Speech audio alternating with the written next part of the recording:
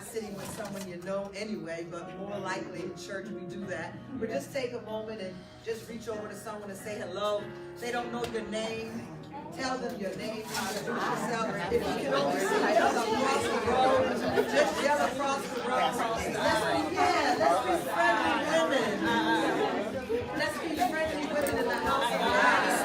This is Abba's house. That's right.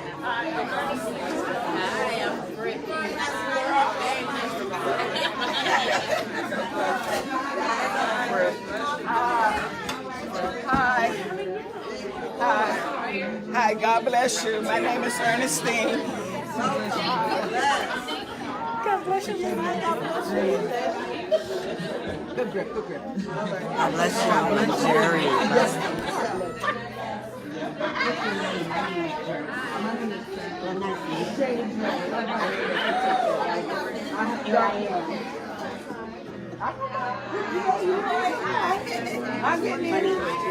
All right, hi, I'm Jack. Yeah, I was coming down that way.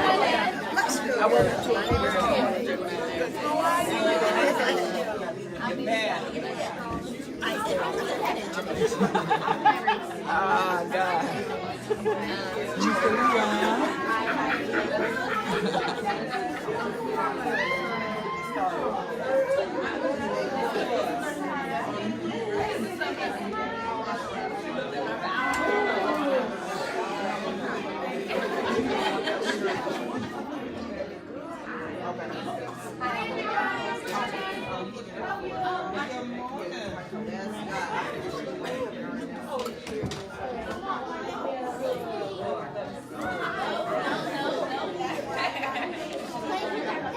Hi, Tamara. Tate.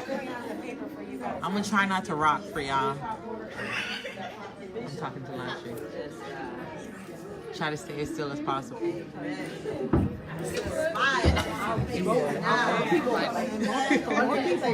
what is going on with Anya? The camera just dropped. I love you too, Auntie Paulette. last night we had the opportunity of getting together at Apostle and First Lady Pastor in this church last night. And what an awesome time we had, and an opportunity to allow the Holy Spirit to move forth and do as He pleases amongst His body. And it was just an awesome opportunity where God had even spoken to us to let us know some of the issues in our life that we need to continue to work on and work towards. Amen. And how many know we don't like to have issues, but how many know issues is a sign that there's still life? Amen. There's still hope. The only people in the globe that doesn't have issues are the ones under the dirt who have become ashes. Amen. So sometimes we get overwhelmed and taken out mentally to think, oh God, something else I have to work on. I remember when I gave my life to the Lord and He began to do a work in me. I thought everything was good in the first 5 years, and then I found out that God does it in layers. Because He knew He might mentally take us all out or physically take us out if He did all His complete work in us at one time. Amen. Thank God for the great physician. I want to tell you a little bit about what Soul Detox is. I do know for sure that Overseer and First Lady Salisbury asked for Soul Detox. So I'm very clear of what my commission is on this morning. So for those who've never heard of it, you never caught a broadcast or checked on YouTube, I'm going to tell you a little bit about what Soul Detox is. I may go into what it's about maybe in 1 or 2 lines. If I don't, you'll be fine with just knowing the gist of what Soul Detox is. How many people have heard of Soul Detox? Amen. Okay, so the room's not. Yeah, our church is getting detoxed. I was in prayer the other day, and the Lord was beginning to show me the Apostles' House evolving at about the 5th year of how we're going to evolve and be such a blessing to the kingdom by allowing us to go through this work first, because it hasn't been easy on us at all. You know, when people bring things to you that you had depended on and trust or believed in your entire life, it can wreck your life to find out, like I don't know about y'all, but how was it when you found out that God did not really intend for us to just have a religious institution? And the Bible isn't really really a religious book, and that we were really going through religious traditions when he expected us to be a nation and to operate a kingdom. I mean, that was mind-blowing. And in effect, it kind of, thwarted all that I learned and was comfortable with and had nurtured, that I had to basically learn something new at the same time, releasing a lot of the religion that kept me so safe. Amen. But that's kind of what Soul Detox does. We think that we got it and, time healed and we made it through some tragic things and, we get in God and we kind of throw off on God. When I got saved, he took care of everything. You hear people pray often in churches, God's going to heal everything right now. And I sit there and say, man, I wish we learned how to pray. And sometimes they'll say, I come against every demon in your life. Man, I wish we knew how to pray. Because it's impossible for us to heal everything. Why? Because God made us human. And there is a science to how he made us. And our prayers after today, I believe, are even going to change because we're going to understand. To stop praying amiss, you have to understand how God made us. And God made us human on purpose. The only way we can exist on planet Earth is to be human. But Christendom has taught us to throw a lot of our humanity away and don't talk about being human. It's almost like you're a vampire if you say I'm human. Or somebody will use it as, to cover up a fall or a slip or a backslide by saying, well, I'm human. Instead of understand that there's some common basic needs that God gave all of us as human beings. Amen. And we really can get our help from each other. My goal throughout the rest of my life is to get the church and people to understand how much we really need each other if we're going to make this thing work. Amen. And I'm talking about even outside of the church. If we're going to make life work, how much we really need each other. Amen. I've learned that God made women specifically for connection and relationship. Mm-hmm. And through all of the heartache and heart pain and heart loss and heart conviction and trials and traumas and situations, that a lot of what God had intended for us to be has been lost. And it is okay for us to find our way back home to the place where God had the purpose for our life. And purpose simply means the original will and intent of something. The original will and intent of something. In this case, women. God has purposed us. He made us on purpose. We are so mighty. If we only knew who we really were, we could not only just take our families by storm, our communities, our churches. We are powerful beings. Yes. But because purpose maybe was never taught to us and we really don't know who we are, through the fall and then family dysfunction. There's a lot of dysfunction that we are bringing to God and we're covering it up in tongues. My God. In some sort of tongue. And we're covering it up by, being in prayer. We're covering it up through religion. We're covering it up through garments. There's a lot of things that we're doing because someone sold us the idea that once you come in Christ, everything's gone. That there's no work you have to do on your part, and there's nothing you're going to have to confront. And the whole gist of Jesus is, I'm here to help you through life situations. Amen. When the rivers and the waters rise too high in your life, I will teach you to raise a standard. I'm not going to be the bridge that takes you over your problem. I'm going to be the Lord that takes you through your problem. And we have avoided problems and situations and issues for so long that we really just believed ourselves to not be human anymore. Everything's just supernatural. Thank God for the supernatural. But we all know, even sitting here today, there's a press that we have to get through every day called self. So I want to deal with self for a little bit. And I believe what the Lord has led me through prayer to deal with today in here is emotional abandonment. How many women are not being emotionally fulfilled? Either by their own neglect, or putting the responsibility on so many others, or the responsibility that did belong to other people, you were not emotionally fulfilled. And most often we are begot by what we've been begot by. Which means we reproduce after our own kind. So, mama may have been a great mother and gave you a great education and bought you the finest things, but there's a piece that you needed from mother that you didn't get.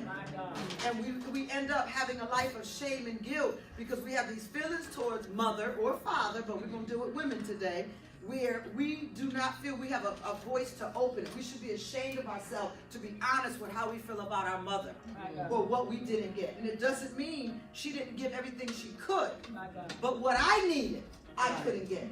How many in here, if you want to show hands, you can. If not, I'm fine with just, I can read faces. How many of you in here will say that you had a fairly good mother, no major complaints, but there was an emotional component that you did not get from your mother? And if it's a mother who stepped in the place, you just didn't get an emotional component. It's not their fault. You know, it's just the way we are and what you need. If you have more than one child, you will know that each child is different. My sister had to be under my mother all the time. Always wanted hugging and kissing and embracing. And it was constant. And I'm on the floor playing with the toys. And glad she wanted hugs because then I could play with her toys while she was getting. I didn't need all of that emotional component. But I realized when I got older that there was some emotional components like a hug. My mother wasn't a hugger. Anybody know about those types? My mother, I never understood why. You know, you blame them, and until you get older and you evolve and you become a woman, you find out there's some heart issues going on with mama because we are wired for connection and relationship. And if we can't embrace and give a hug, something's been disconnected from the original will, intent, and purpose that God had designed us in. So we're going to talk about that as well. And if you have questions, write them down, and hopefully I'll get through it fast enough. We'll have maybe 5 minutes or so for questions, of course, time permitting. Either way, you can reach my website. It's SuzanneMHoward.com. You can inbox privately, ask anything you want to ask, share whatever you want to share. It's private, and we can also deal with it that way. So for today's conference, we're going to talk about soul detox, which is soul care, which we hear a lot, soul care. People put it under wellness, massages, spiritual beings, and yoga. They put everything under soul care. But what we really want to do is have soul cure. We want our souls healthy. We want them balanced. We want to understand what is our soul, why do we have a soul, what is the purpose of the soul, and am I handling mine correct? Because, you know, at the end of all of this stuff on life, on planet Earth, it's the soul that God's going to deal with. Amen. So what are we going to bring to God? Why did he tell some particular group that return from me, you workers of iniquity? What was off in their soul that they did all these things in his name? That means I could hold a healing service in Jesus' name, and Jesus actually healed the people. But tell me that I got to return from him because I am a worker of iniquity. Which means that the deliverer can actually be hell-bound while doing the work of the Lord. Soul issues can hinder you. So don't think everyone who's in a garment or in a position to speak has it together. You know, the hardest thing about preaching isn't preaching. It's applying that message to yourself first. I have some sermons that I still haven't preached, and I won't dare preach them yet. I'm a work in progress. I am under construction, and I'm going to preach this one. I know I can preach it unadulterated. But it's some things God wants to work out in us. So as elders, as ministers, as coaches, because that's what a coach is. It's God's form of elders and ministers, pastors, leaders, even a Christian. We are responsible for begotten sheep. But if we can't begot sheep, there's something wrong in our soul. Because the Holy Spirit's perfect. Do y'all agree with that? Yes. Can we just get that agreement? Yes. He's perfect. He doesn't need anything. He's not lacking anything. You don't need to lay your spirit on the altar. Your soul needs to be on the altar. So that's what we're going to deal with today. So as an elder or minister or just a believer, we are coaches in the kingdom. And the world saw this void and came up with this spiritual coach and life coach and development coaching because there was a void in our ministries. So once again, we allow for the world to occupy a gate that belongs to Jesus, that belongs to us, that belongs in the kingdom. It's a gate. Education is a gate. Counsel is a gate. Finance is a gate. And all these gates are being occupied by people who aren't even in God. And the Lord is not happy with it. And that's why I believe he's waking me up and he's waking up so many others to dealing with the gate of counsel. He wants his people healthy and whole. You can't be developed if you're not developed healthy and whole. Otherwise, it's what we call a retardation or an arrested development. And we kind of talked about that last night as well, that sometimes we have to go back and get the little baby you that got stuck somewhere in life and say, come on now, we got it together. Life didn't turn out to be as bad. It was rough then, but we made it. You know, I'm a preacher now. I'm a minister now. I'm whole in God. I have a mind that wants to serve God. I wake up in the morning. I'm not homicidal and suicidal. I know what gender my sexuality is. I agree with God and how he made me. And you got to pull your younger self forward and say, we got to go. We can't keep allowing our childlike behavior to pull us back and cause us to lose relationships and networks. Call us to be in doubt with God. Cause us to just look like we completely unstable. Amen. I used to call everybody crazy. Oh, they crazy. That person crazy. Everybody's crazy. Everybody's crazy. And finally God said they're unstable. And an unstable man is unstable in all his ways. So I had to break crazy down and put it in a more general and more specific lane. We're unstable. And we all need some stability in our life. Amen. So I'm going to talk to you for a second as a coach. As a personal development coach, what we do is we help change lives by changing the way people operate on a deeper level. Rather than just examining behaviors and habits and examining what goals they have, a coach delves in, an elder, a minister, delves into the deep-rooted beliefs. Because you are only acting out what you really believe. Your mouth could say you believe God, but we can tell if your heart don't by your attitude, by your actions, by your commitment, by your giving. I'm not going to get in on that today. But they're all examples. You know, you say you love God, like I said to the church, then let's look at our ATM receipts. Where's our money going? Because I knew when I loved the world, we had a little restaurant, I believe it's still there, the Russell in Hartford. I used to spend $400 a month at the Russell. And until I looked at the bank statement, I was like, I love the Russell. I knew I liked it, but I didn't love the Russell. $400 a month, that's like, I'll be fine now. That's like a car payment. But I'm steady saying I don't have no money and tithing is hard, when really it wasn't hard. I was giving more than a tithe to the Russell. Amen? Which, by the way, I'll shout him out while I'm here, has very good food. It's Jamaican, eclectic food. Very, very good. Very good. It's worth the drive in. Call first because ours is weird. But very nice setting. You won't regret going there at all. All right, I shouted him out. So according to 3 John 1 and 2, the Bible says, Dear friend, I pray that you enjoy good health and that all may go well with you, even as your soul is getting along well. We know that scripture to say, I wish above all things that you prosper and be in good health, even as your soul prosper. God is concerned about the soul. Say it. God is concerned about my soul. About my soul. Absolutely. So it needs to be a priority for you. So when your soul is well, then you are well. And this is not just psychologically, y'all. This is also physiological. If you have any sicknesses in your body that you're dealing with, before you even go to the doctor, go to Dr. Jesus in prayer and ask him, is there something in my mind, in my soul, which is your psyche? Is there something in my psyche that's manifesting in my body? Because, you know, all these spiritual doctors and all this stuff they got out there, they have a piece of what God is doing, but they don't have the whole thing. The mysteries are reserved for us, the kids of the kingdom. Amen. The mysteries are reserved for us. So they'll tell you there's an energy going out your hand and there's an energy going out your foot, and they're trying or they're dancing around their medium area, but we get the whole loaf. So when you are manifesting something in your body, it is wise to go to God in prayer and find out. All right, sometimes I just talk to myself. All right, what's on your mind? Come on, let's get this together. I close the bedroom and go, what's really bothering you?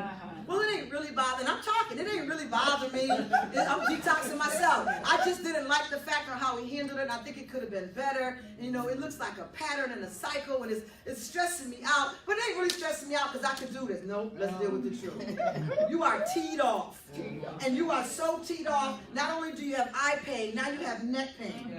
And now you slept with this stiff neck, and now you have back pain. And now you got this vein in the back of your knee that's swollen, because now it's affecting the flow of your blood. I had to go through this. Come on. and said, okay, God, it's bothered me. I admit it. I confess it. I'm going to wait for you to give me the answer. I'm going to study and show thyself approved. And I just pray that I receive your healing now. And usually in seconds, I'm healed. Because most, not all, most of what we deal with now, physiological, in our physical body, is coming from our government. So the first thing and the first person you need to check is you. You can't say, they driving me crazy. You allow them to drive you crazy. Take the responsibility for yourself. We can't throw off on God. We can't throw off on others. We cannot throw off on people that we love. We can't throw off on religion. You know, people got church hurt. I'm so tired of that saying church. I understand church hurt. I've had church hurt too. I've had family hurt. I've had relationship hurt. I've had self hurt. I've been hurt. And the worst hurt was at my own hands. Come on. You know, we throw off all these things. We give labels and titles to it. We throw off on the hurt everywhere. You know who the number one person is we're upset with outside of God? Ourselves. Why did I allow this? I know better. Why didn't I listen? I knew from the beginning. I didn't pay attention to the flag. Whatever it is, our real anger is us. And when you have self-anger, or you're upset with yourself, or even to the point where it's self-hatred, this will manifest in your body. And the two places it hits is your head and your belly. You meet people who have anxiety. You don't even have to be a prophet. Oh, so you got stomach issues? How did you know? I ain't a prophet. It's psychological. It's the study of how God made us as humans. And imagine if our ministry could operate like this. Somebody could come to the altar. I'm coming up for prayer for anxiety. You already know what's attached to anxiety.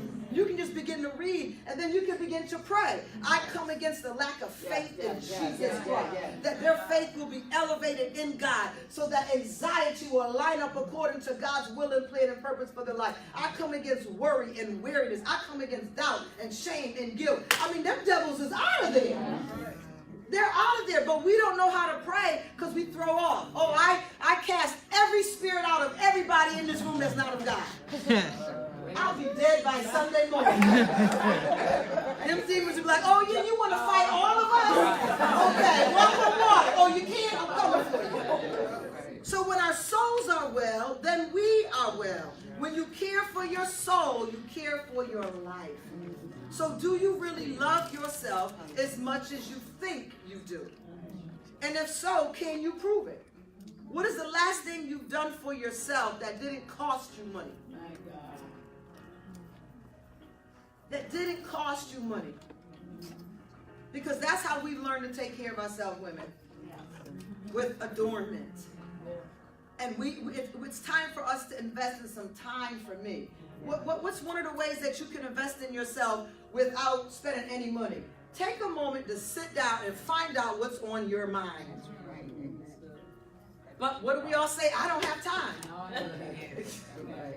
And I agree. We really are on a real tight schedule, but we can find 5 minutes or 10 minutes. Sometimes when I pull in home, I'm in the garage for an hour. My husband comes out, like, come on. He's like, I thought I heard the car. Give me some. I thought I heard the car pulling out. I'm going out and I'm shooing him. Get out of here. My time.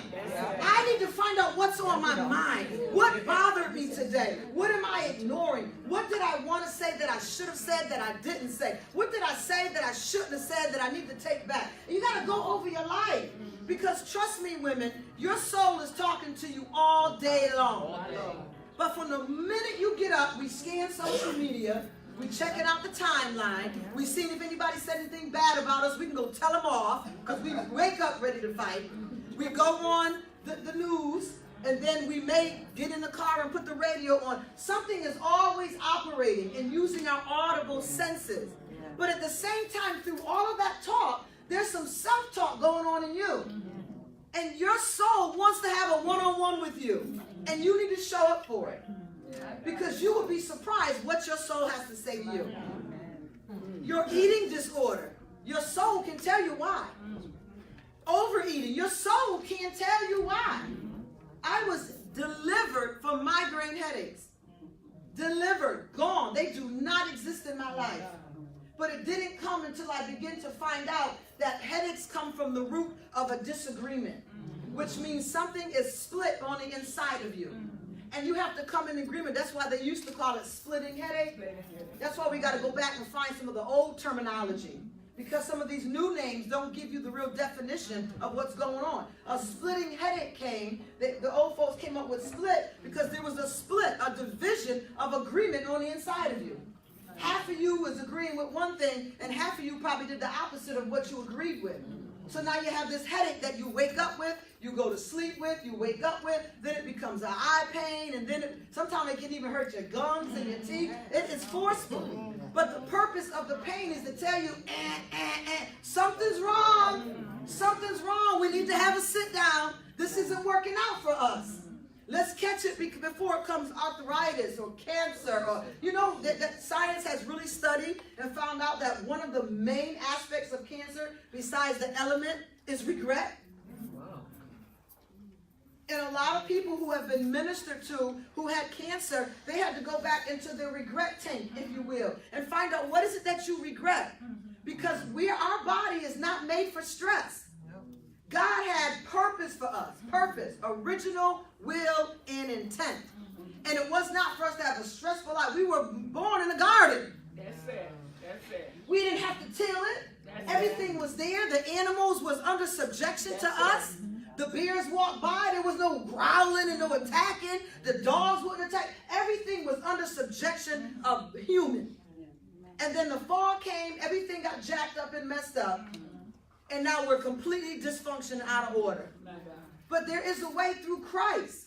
I always tell people that I counsel that are not believers, I can help you become the best version of you on this earth if you will commit to the time and the expense. My God.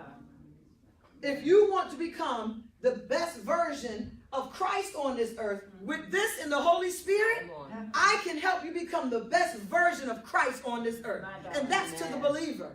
Because we can do all things through Christ who gives us strength. But we don't know what we want. You know how many times I ask a woman on the phone, I said, well, what is it that you want? Oh, I don't know. I don't know. What's your favorite TV show? Oh, I don't have time to watch the TV show. What's your favorite meal? Oh, I haven't been out to this restaurant. What's the problem? What is it? Who taught us to be the bottom of our own shoe? We talked about the scripture last night that God said we were fearfully and wonderfully made in the image and likeness of God. And we studied those words in context and found out that according to God, we are perfect. I told Pastor last night, I said, we need to get a t-shirt and say, he thinks I'm perfect. We could even say, he says I'm perfect. Now, it's not perfect according to man's image and how human operate, but according to God, there's nothing lacking and nothing missing inside of us. Fearfully and wonderfully made. Do you know when we talk about wonderfully made, the text actually brings you into the study of your brain and the science of your body. We are wonderfully made in God, that neurons connect with molecules and blood connects with cells. We are wonderfully made. That God made no mistake or accident the way he formed us. The problem isn't even so much element or science. The problem is our psyche. The enemy has talked to this since Eve. And all he had to do with Eve was say, did God say? He didn't misquote a scripture. He didn't say, God didn't tell you to do that. Oh, stop being a punk to God. I'm a bearer. You act like a punk. You being a punk to God. He didn't say, did God say? All he had to do was play a little bit of psychological warfare, and look who we all are today. Fighting for our lives.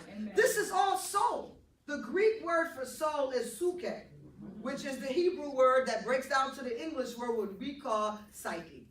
And you can't talk about psychology in church because we have a whole different mindset about psychology when psychology is God. Hello, somebody. The atom is God. Creation came through God. I don't care what element of it is. Science is God. No matter what you study in science, you're going to come back to God. So we can't separate these things. God made the psychology of each and every one of us. And what hurt you and could absolutely destroy your life, I may survive. And what takes me out, she may they survive. And we have to understand the psyche of all of us is different. I can't say to one of my sisters, oh, I went through a divorce. I don't know why you going through it all like that.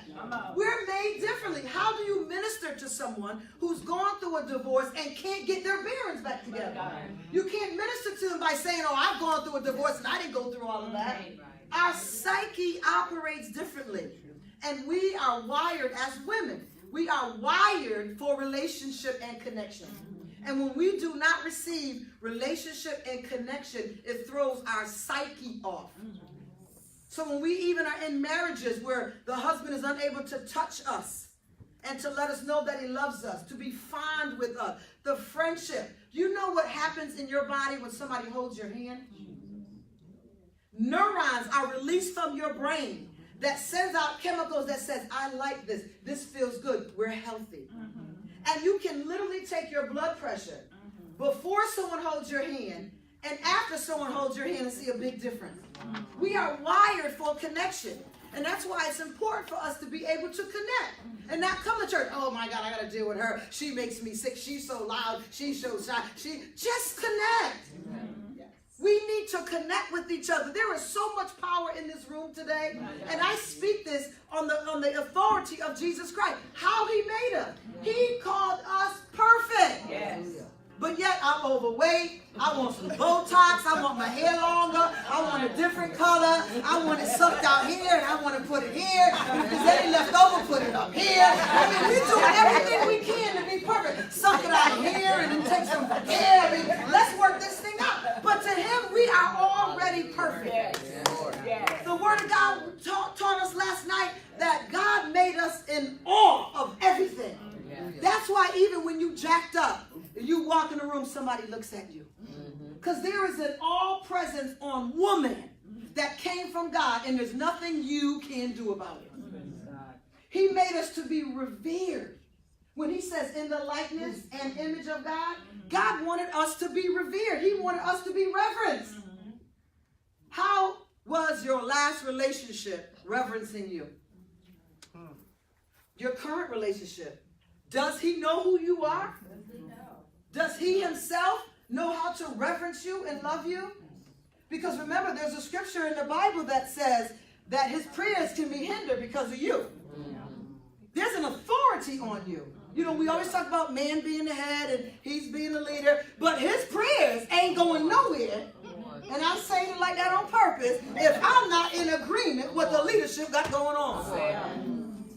That's the power inside of us. So there's an awe, there's a reverence. He calls us perfect. What was the other line? Do y'all remember from last night? It's the one I really wanted to bring out. I know my church got notes.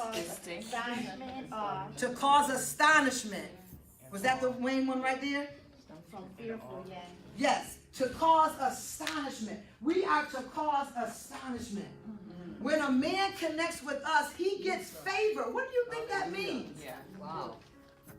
They ought to be lined up for us instead of us lined up for them. Right. But because we don't know who we are, we're selling ourselves off to the highest bidder and acting like we didn't know he was a pimp or a drug addict or broke or whatever he was before we met him. Because we're not going around being who we are. We're going around desperate. I need a relationship. I need a man. I need a man. We talked last night. Are you able to give a man what he needs? And we didn't even talk about sexual. We talked about praise, being a helpmate, considering him before you consider yourself, even as an apostle. Helpmate. If we taught on these things a little bit more, I think the altar would slow down just a little bit. These are your duties, and this is who you are. So guess what? If you were made to do this, and you are not doing it, what do you think is being suffocated down on the inside of you? I'm made to love, y'all. And when I don't get a chance to love somebody, it causes me to be depressed. It's an oppressive spirit that comes. You are made to love. And you have people that say, oh, I don't like the touchy stuff. Yes, you do. You're wounded. Let's set you up with about 6 sessions. Oh, I don't understand all this hugging y'all do in church. We're made for connection. We're made for fellowship and relationship. If we can't connect with you, there's a heart matter. And if there's a heart matter, there's a physical matter going on. So where is it at? Where's the energy coming out at in you? For connection. And not only are we made to love, we are made to be loved. How many in this room can really say today, I feel loved? And I'm not talking about by Yeshua Messiah. I'm talking about by a human being and not your child. Feel loved. How many feel that you've had at least one relationship in your life where you genuinely feel loved? And see, if we were in session, I'd have to begin to break down with you the fantasy. Because women live in a lot of fantasy. Well, he wasn't that bad. I mean, he didn't come home every night. But, you know, the days that were good were really good. What's the saying? We used to say, good outweighs the bad. No, baby. Bad is bad. If we knew who we were, he would know who we were.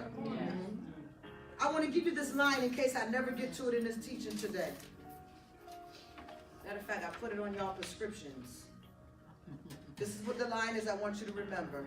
Your relationships, all of them, female to female, intimate, domesticated, your childhood, your job, your church, your relationships are a result of what you've allowed and created. You. What did Adam try to tell God? This the woman you gave me. God said, but you're the one that called a woman. I just put a woman in front of you. You said that was yours. You are responsible for the relationships in your life, good, bad, or indifferent. You've allowed something and created something by what you allowed. So think for a moment on a relationship that's on your mind. You want it better. You know that it's just not at its pivotal point that this relationship can be. My friend and I, we've been friends for maybe 10 years and maybe we just kind of reached the plateau. I want our friendship to go into a sisterhood, or, you know, the marriage is just, there's not a connection. There's a void. There's something missing. In my church, how about with God?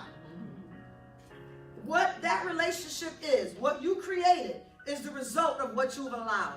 What have you allowed? Were you on fire with God and then Boaz showed up?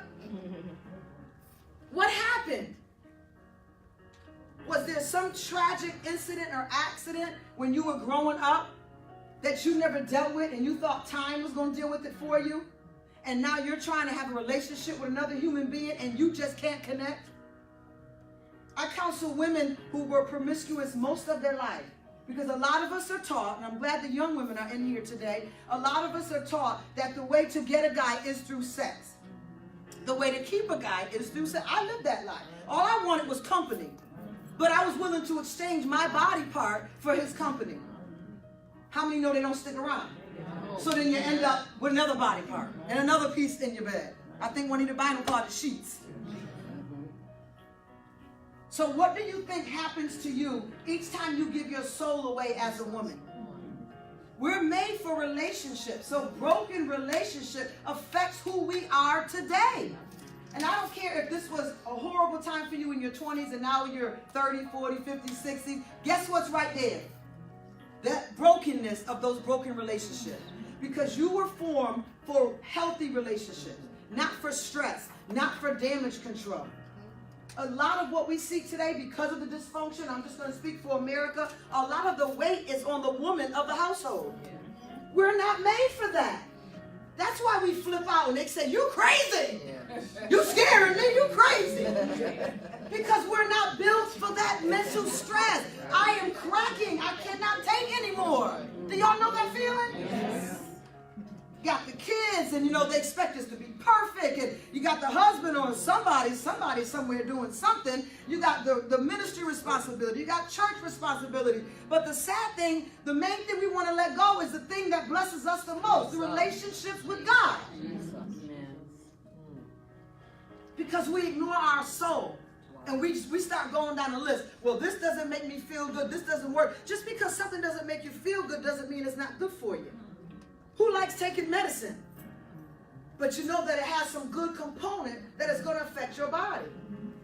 What I want us to do is to look over our life and find out what is in our life that we really can do without.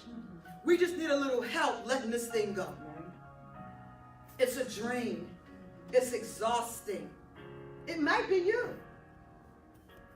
I need to change some things in my life. Every time I'm stressed out, I shop. Then I got a bill next month. I was on such an emotional high.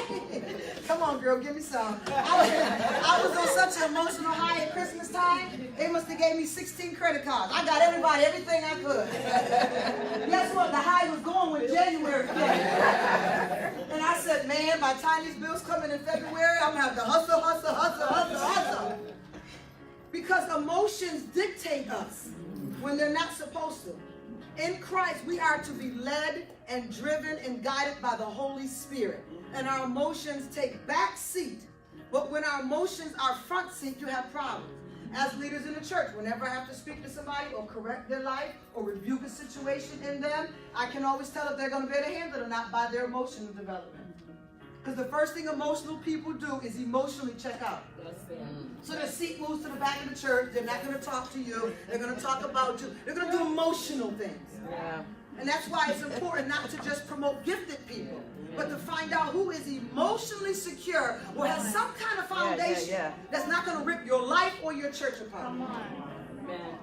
It's real. Are y'all still with me? Yes. So there are signs and manifestations of a soul that is not well. It's not an exhaustive list, but let me give you some idea. Maybe it's you, maybe it's some people in your life, and you just don't know what to do to get around them. Sadness. And it shows up at times when nobody should be sad. And you're like, oh, they're a attention getter. That's a sick soul. Sadness. Crying spells. Y'all know those? And not so much around your 30 days. Maybe you cried 28 days. It has nothing to do with the female curse that has been placed upon her. Crying spells. There's signs. Pain is an indicator that something is going on and needs your immediate attention. Depression. Depression. Hopefully we don't wait till we get to depression. We catch it at oppression. Anxiety. Christians should not suffer anxiety. But you know why we do? Because no one told us that we have a voice. And if you were molested as a child or touched in any kind of way, you are #1 candidate for losing your voice. And if you lose your voice, it sends a message to your mind that I am powerless. There's nothing I can do about much of anything in my life. So why talk? And then you end up passive aggressive. So yes, pastor. Yes, honey. Yes, boo-boo. Yes, girl, I got you. And on the back end, you're getting them. You're messing up the assignment. You're not keeping your word. You're not showing up. You're doing things to get back to them because someone taught you you don't have the power. And every time I open up our conferences that we do every quarter in Hartford for Soul Detox, we come out with, I've got the power. Because I have got to convince you, God gave you the power. It's not operating outside of him. You know, people got this thing where they say, you know, God's my co-pilot. Or I'm waiting on God. No! He's sitting in his kingly position. He gave you authority. He gave you keys. He gave you dominion. What else does he need to do? You have the power. You just have to make the right decision so you can operate as the powerful force that you are in this earth. And that's the problem. Because either we're not making decisions at all or we're making decisions based on other people's thoughts of us. And when you make no decision at all, anybody know any parts of their life? We dealt with in January, every January of every year, I go online 30 days straight and we work one particular issue or diagnosis and we work it and hopefully bring people to some place where they can handle it or decide they really need help. And some of the dynamics of this last 30 days was heavy, the heaviest I've ever done myself. And the important questions to be asked was, what are the most 7 critical choices you've ever made in your life? 7 critical choices. And the first thing on my mind was, I don't know. Who takes the time to think about their own life? Who has time? So once I started writing, okay, my first choice was when I decided to give up my virginity, because that changed my entire life. My second choice is when I got pregnant at 16. That changed my whole life. My second choice was I decided to keep the child and not get an abortion. Then the next one was when I decided to marry him, knowing that I didn't love him and he didn't love me and we didn't want each other. Then the next choice was to get a divorce from somebody that I didn't love. And I had to work myself. Even accepting Christ was a critical choice for my life. And how did these critical choices affect you? Good, bad, or indifferent? It even led me to such a open mind to why I married the husband that I'm married to right now. I wasn't honest with myself in why I married him. My God.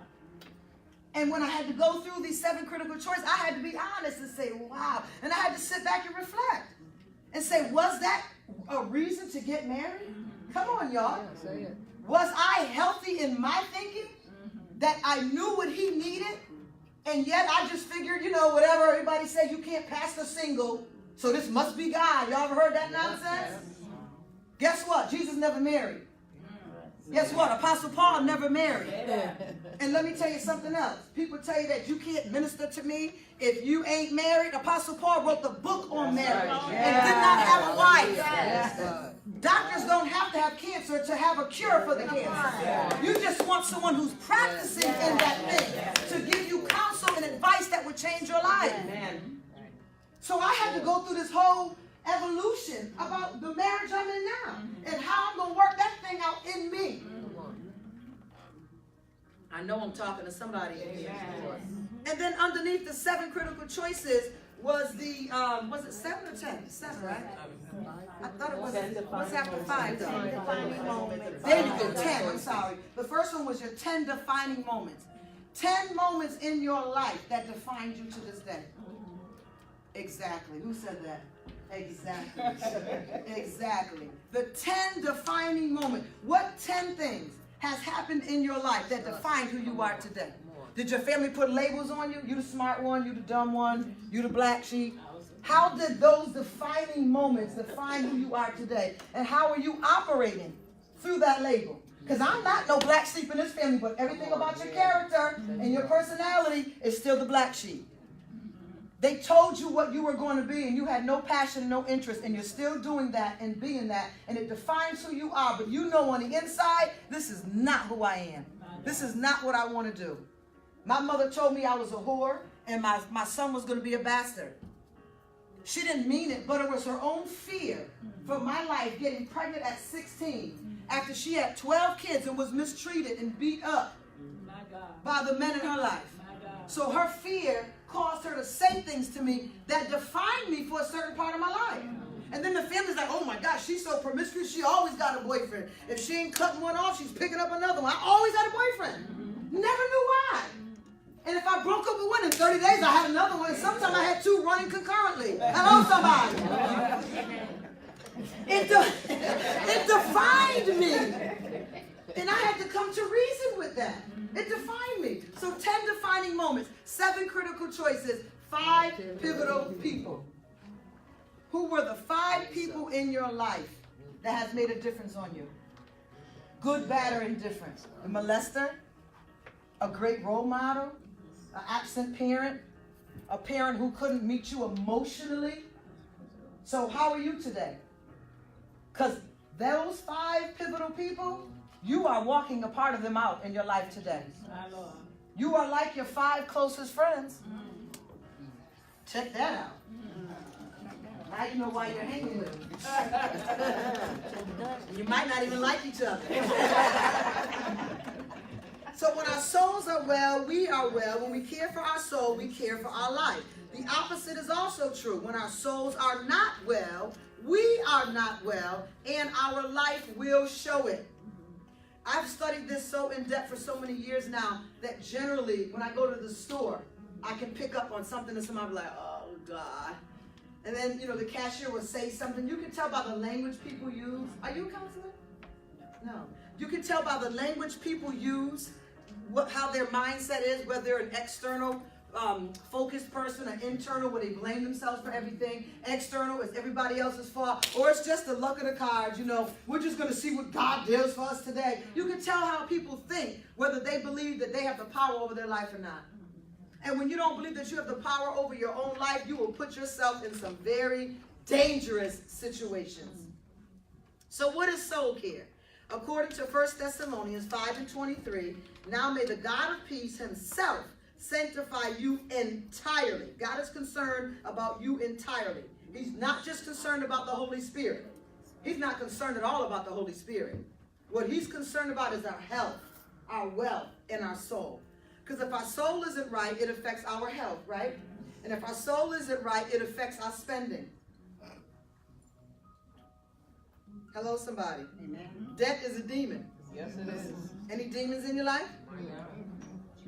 There are signs, manifestations that your soul isn't well because he's concerned with it.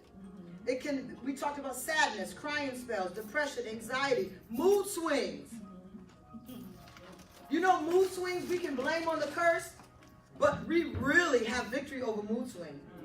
When I decided to answer the call to preach the gospel of Jesus Christ, I had to put my 30-day flow under subjection. My God. And I had to, these cramps will not stop me. What you gonna do when you got a preaching engagement and you out of business every month for 5 days? You can't do that. What are you gonna do if you have cramps or fibroid pains and heavy flow and back pain and I got a mood swing? You gonna cancel engagements?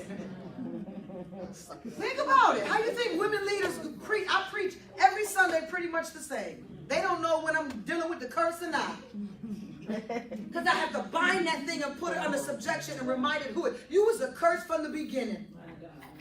But I serve the Lord, risen Jesus Christ, and I put curses under subjection in my life. And sometimes, literally, as soon as I'm done, ooh, God, as soon as that anointing lifts, it comes back. There's way out of this. Mood swings is not an excuse, especially if you call yourself going into ministry.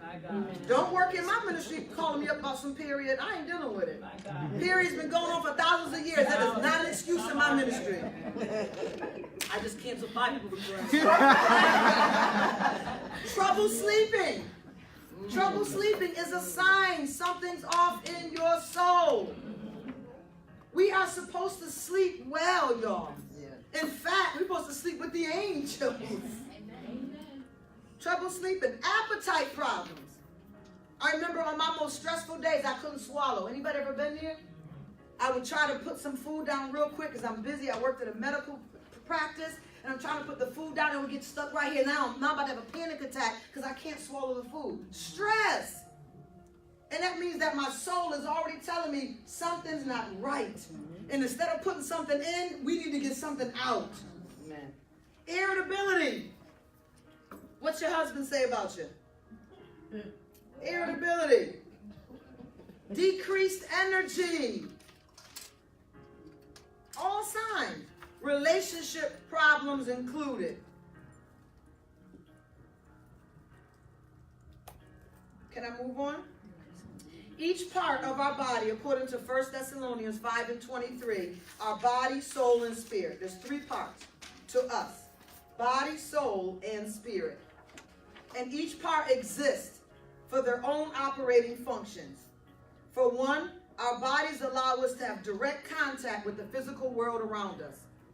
That's the purpose of our body, to have direct contact with the physical world around us.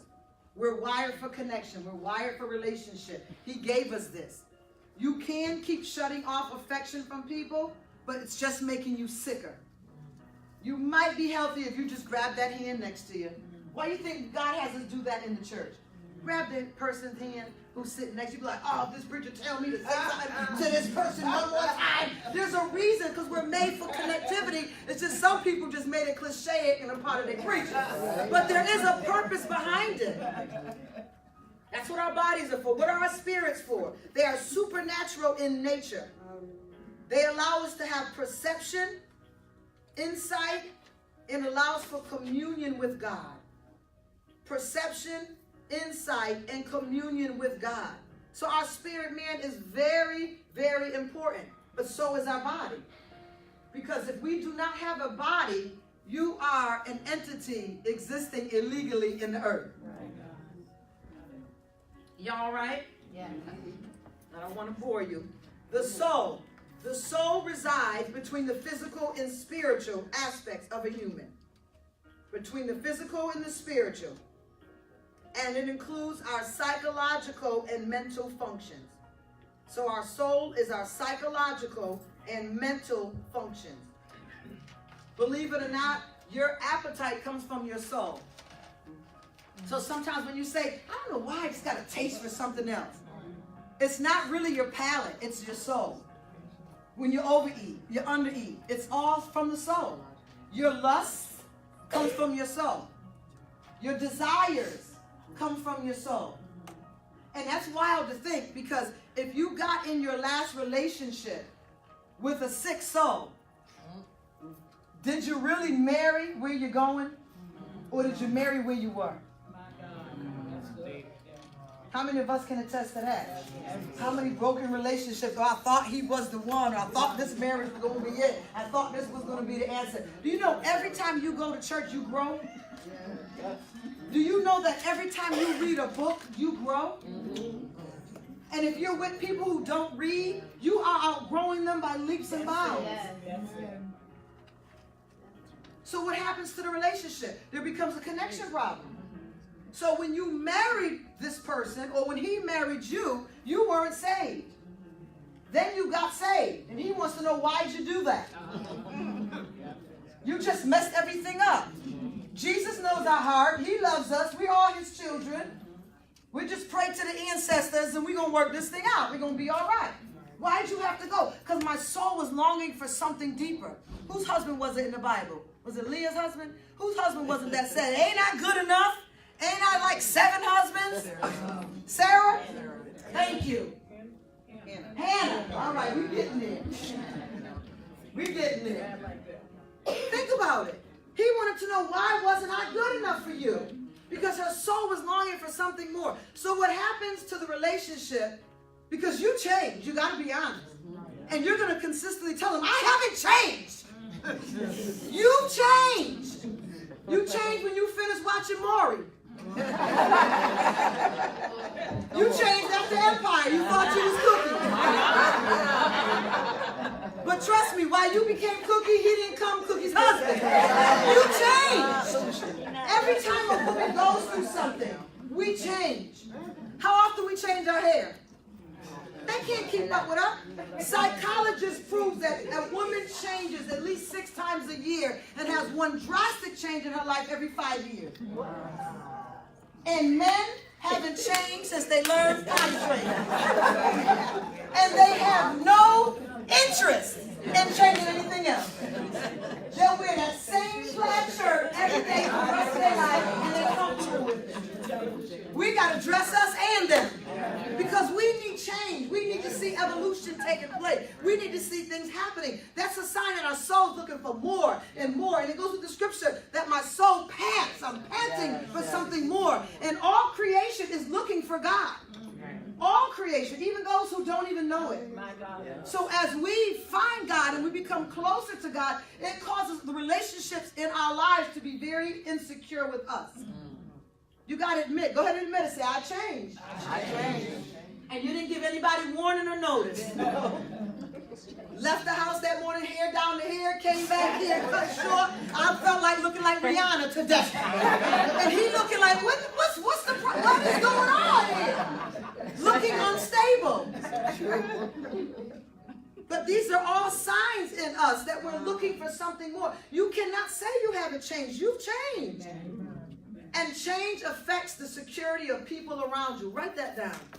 Change affects the security of people around you. Thank you. Because maybe I'm not going to fit into where she's going. Maybe she's looking for something better. Why you want to lose weight? I liked your fluffy the way I met you. I picked you that way. My husband said, don't nobody want a bone but a dog. I want some meat on it. Now you want to go losing weight. I just don't get it. I see, you know that thing you grab every night that you for some reason like to hold? I hate it. And every time you grab my muffin top, I'm embarrassed that I have one. But we can go in deep with that too, y'all. Because listen, I found out that was a need for mother in him. That was a need for mother. And I found out that every time he grabbed the fat, because in my mind, I look like a Barbie doll. You know what I'm saying? Until somebody take a picture of him, be like, my God, Barbie, what you been eating? And I found out that when he would grab on to the security of my weight, it was his need for his emotional need for his mother. He wasn't looking for his wife then. And that can sound very sick, but it's very true. And you have to know when you're married, when you're ministering as a wife and when you're ministering as a mother. Because listen, this is what they're going to tell you. You're not my mother. All the while warning you to be mother. Can I get a witness? Yes, Jesus help me. Absolutely. So when he grabbed y'all little fat tonight, yeah, you know. Just minister to him, rub his head, his beard, just talk to him for a little bit. You'll let him try to work it out. He's going to overcome it fast. But that's what it is. So now your insecurity is feeding off of his insecurity. Because just use my husband for an example. He's been abandoned by his mother multiple times on multiple occasions. And now his children have been abandoned by her. She is emotionally bankrupt. She does not have the capacity to love him, hug him, hold him. The only thing she can do is tell him, my son is fine. That's all she can do. But the capacity to meet his emotions. So I married a man. I didn't know soul detox then. Nobody taught me anything about the soul. I married a man who's emotionally bankrupt. He does not have the compassion or the capacity. Let me say it that way. He doesn't have the capacity to love me in my innermost ways. So he'll do it in other ways. He'll bring me a donut. Think about it. Don't the little boys coming, Mommy, I got you flowers. They're trying to figure out how to meet you emotionally. When my husband gives me a gift, he looks in my eyes and he scares me. He looks in my eyes so hard. Because he's trying to see, did I get her? Did I reach her? Is this what she wants?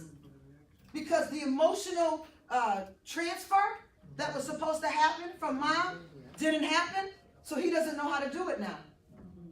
How many of us in that room are like that? I just wanted to make sure you wasn't a male gender. You are. Watch my back up in here. The capacity. Emotion is a transfer. And if it wasn't transferred to you, you can give a guy all the sex he wants. Men don't normally cheat, number one, for sexual reasons. They cheat for emotional reasons. You are not meeting them emotionally. And they may be sick emotionally where you can never meet their need emotionally. And they're going to stay in a cycle of cheating.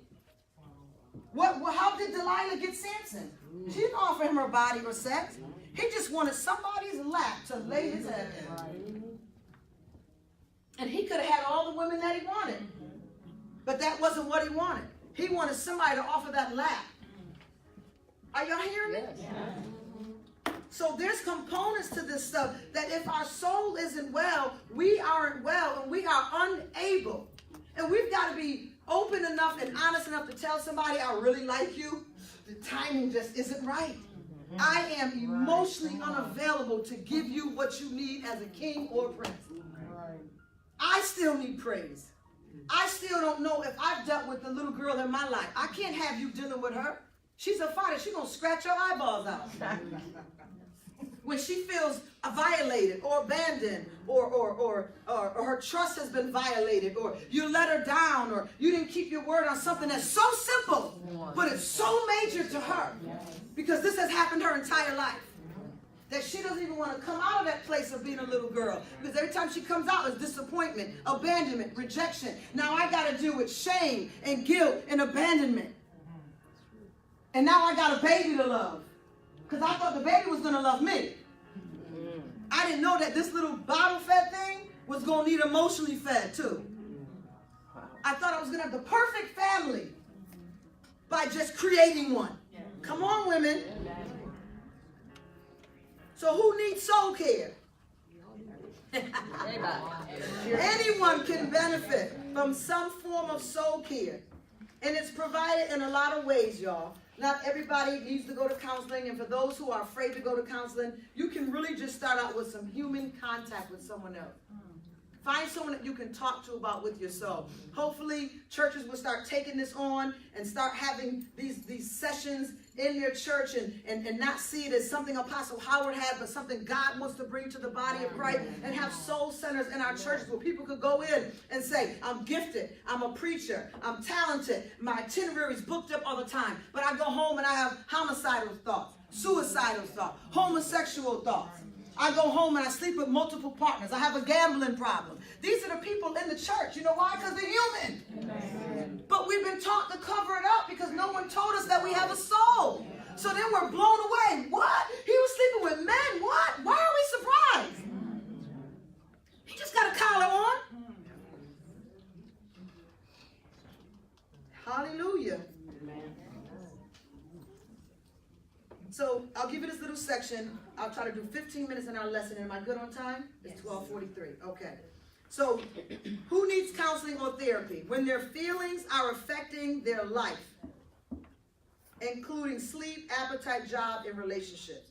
When your feelings are affecting your life. When you cannot get control of your feelings. When your feelings run your life.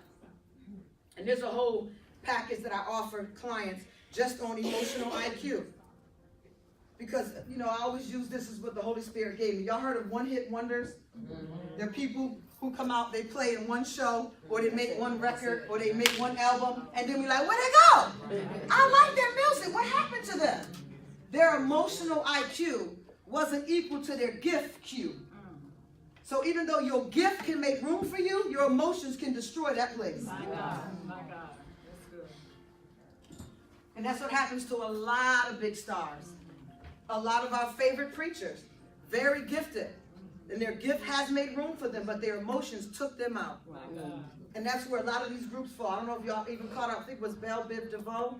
They were on a program, and they all had a major falling out. So the world who enjoys their music is void from that gift because they can't agree to disagree. And that's all because of emotion. To one of them now, he's suffering with multiple sclerosis. Major attacks right now with multiple sclerosis. Do y'all know where all that comes from? And it works its ways down. When you feel stuck in a situation that you know is not getting better. We should never feel stuck in a situation that we know is not getting better. How do I know it's not getting better? Well, how long have you been stuck in it? How long is too long for you? Bless you. Is 6 months too long? Is a year too long? See, I have a gift. Took a gift assessment. Y'all know the gift assessment churches give? Where you find out what your gifts are. I took the gift assessment, and I found out I have a gift for long suffering. And that's beautiful because it's the heart of our Father. But when dealing with humans, you can long suffer too long. I know some women who long suffered so long, they ended up with HIV because they long suffered and tarried with a man who was homosexual and living out the homosexual life. So the gift is beautiful when it operates in function. But when it's out of function and you're tarrying with somebody who is sick themselves and stuck, how long is too long to stay in something? How long is too long? Because we all got our own lane. Is it once life comes and it's over for you that you realize that I should have been left this? And if you're still in it, why? Examine what in me makes me feel powerless enough to stay in this. Y'all, we are growing and evolving. You're changing your hair so much because you're tired of that relationship. I'm going to talk to you how I talk to those that I counsel. Your outfits. You just, woo, all the time. Because you're just sick of this mundane. And somewhere I got to have power and control. Somewhere in my life. I'm just going to overeat today. I'm just going to eat everything I want. The hell with Oprah and Weight Watchers and everything else. I'm just going to eat everything today. Hell is a place. You be like that too. And it's because you don't feel that you have power and control in your life. So you're going to take it back somewhere. I'm going to eat what I want to eat. Say something to me. I don't care.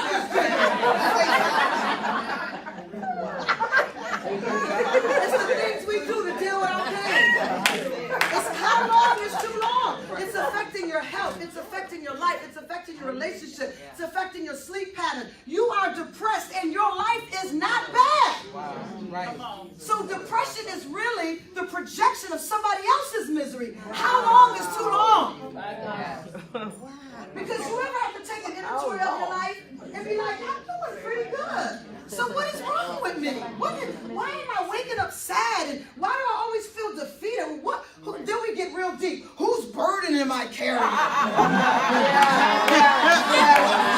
an intercessor. I'm carrying the burden. So that's going to buy you another 6 months or a year. Oh, I'm carrying the weight of the church, the weight of the earth. My ancestors are on me right now. How long is too long? Oh my goodness. Right. examine, why am I in this long? Because listen to me. Every bad habit in your life serves you a good purpose. People smoke for a reason. It's not that they can't control it. They can't control the reason why they smoke. They can control it. Because if they couldn't, we wouldn't be able to get heroin addicts off of heroin and give them another drug. They just need something to make them feel good. So even the bad habits and the bad people in our lives, you have got to, you can't keep picking on her or him. You have to do an inventory to find out, what am I getting out of this? Some of y'all might just be in it for the sex. Some of us might be in it because we're just afraid to be alone. I lived years with being afraid to be alone, and I didn't even know I had that issue. God had a woman from the world tell me, oh, you ain't never going to be by yourself. I said, why would you say that? She said, because that's just your type. That's your personality. You always got a man. And you can't tell me stuff like this. It's a challenge for me. What? You ain't going to tell me I'm always going to be like something. Who do you think you are? You don't know me. And I tried for a weekend and almost died. Couldn't do a weekend, y'all. My best friend with the burgundy sweater, she had to stay at my house for about 8 months with me straight. When I started detoxing from sexual relationships and mental relationships, men I couldn't stand, mistreated them like dogs, y'all. But at least he was there. Trying to meet soul issues. And it was a label for me. It was a defining moment because my mother raised us, girl, get a man and have a family and that's your life and shut up. I'm not happy with that, man. I want to run around a little bit. No, you're not going to be that type of girl. You're going to get a man, not college, not career, not a job. That's why I believe I'm 50 and figuring out my life. Because I had to live under mama's label for so long. Remember, first I was a whore. And my son was a bastard, so I had to work through that. And then I had to work through the fact that I'm supposed to be married. When, if I can be all honest in front of the Holy Spirit, I'm really not the marriage type. That's how I feel. Now, people say I'm hard on myself. I like to travel. I like to eat what I eat. I like to watch what I want. I don't want to share a remote with you. I work hard all day long. And if I want to keep it on the crime channel for 2 days, that's my prerogative. I don't want you coming in telling me that you don't want to watch the crime channel. Go to 2 other rooms and pick a channel. But you want to sit up under me and let me watch porn shows. Now, the average married woman would be honored just to have him there. Baby, take the remote. I'm glad you're in my... I'm like, when I hear him come with that, I'm like, oh. So I got work to do. Because it's soul issue. Where did this come from? Why is it there? Because I'm married, y'all. What am I going to do? Am I talking to everybody in the room right now? What am I going to do? Real stuff. Don't wait until you're married to start doing a soul detox. Find out now, because when you start changing and bugging, he's going to be like, yo, what is up with you? I'm growing. You crazy.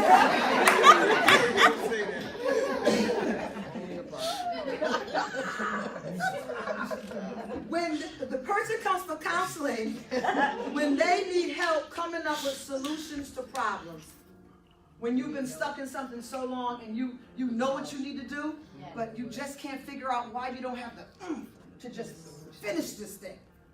That's when you get counseling.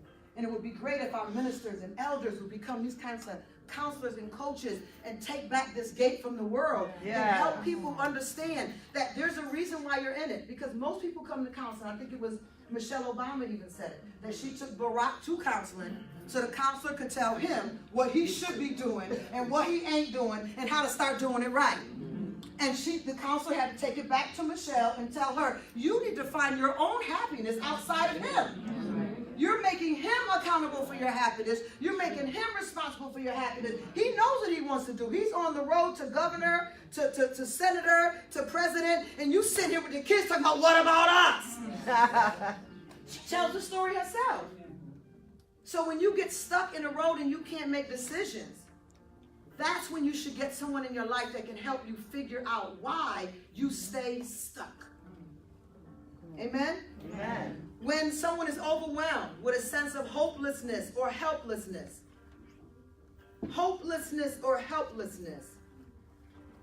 And it's more than Christ died for your sins. I got that. But I'm still stuck. I feel hopeless in this situation. I feel hopeless. And usually it's an emotional cry for change. But you may fear change.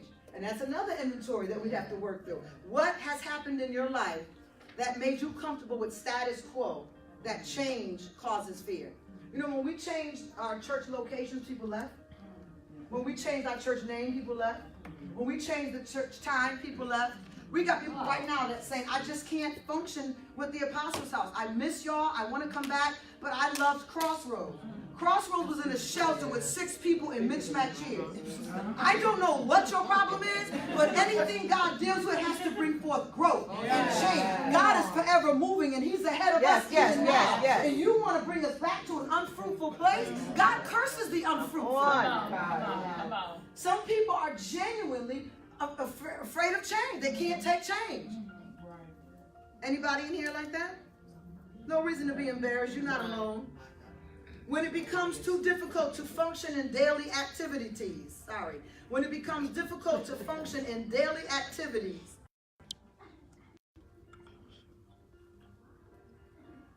When you engage in behaviors that are harmful to yourself or others.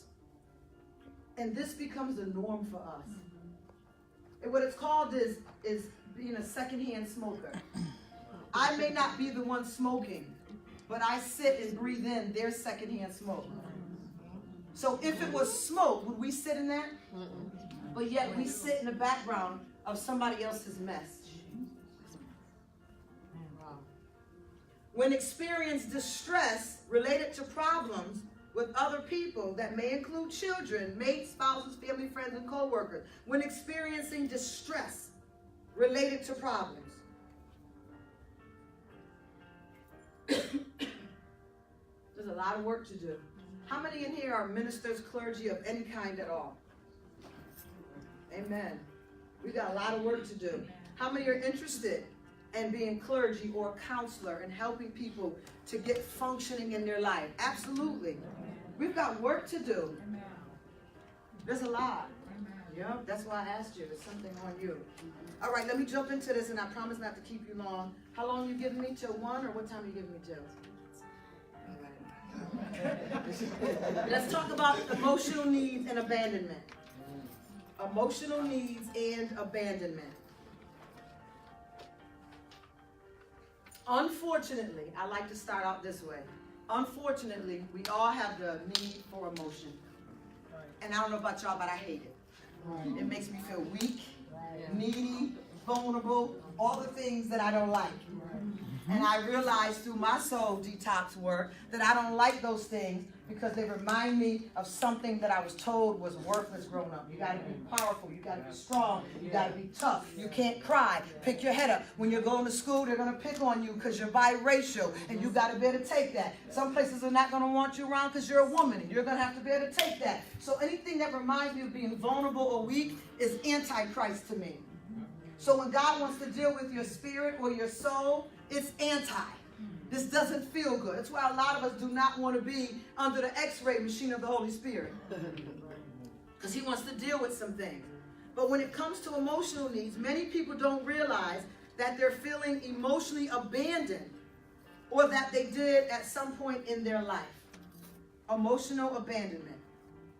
They may be unhappy, but just can't put their finger on it. Usually, if you can't put your finger on it, you have an emotional need that is not being met. And it is so hard when you depend on other people to fill your needs. And I believe we're going to have that throw off, if you will, on other people all our life. But the sooner we can catch it, each time it shows up in our life, the stronger we can be, the wiser we can get, and the more we can grow. People tend to think of abandonment as something physical, like neglect. Somebody mentioned abandonment, we think of DCF, we think of an orphanage, we think of somebody being put in foster care, but abandonment does not have to happen physically. You can be abandoned by your partner who lays right in that bed with you every night. And how many know that is the worst? To have someone there and not getting your emotional needs met. That is the worst. They also may not realize that the loss of physical closeness due to death, divorce, and illness is often felt as emotional abandonment. So emotional abandonment can be physical, including death, divorce, and illness. Abandonment. How can you suffer abandonment? You're raised in a 2-parent household. You had 3, 4, 5 brothers and sisters. What kind of emotional abandonment could you have? Just like my mother made potatoes at every meal because it was the cheapest thing to fill all them kids' mouths. I'm telling you, somebody didn't get some potatoes. And if you was a talker at the table, the older ones took your potatoes and your meat. By the time you finished talking and got back to your plate, you realized food was out. You don't get a second portion because there ain't no leftovers left. It's the same thing with emotions. Somebody in that family did not get what they needed.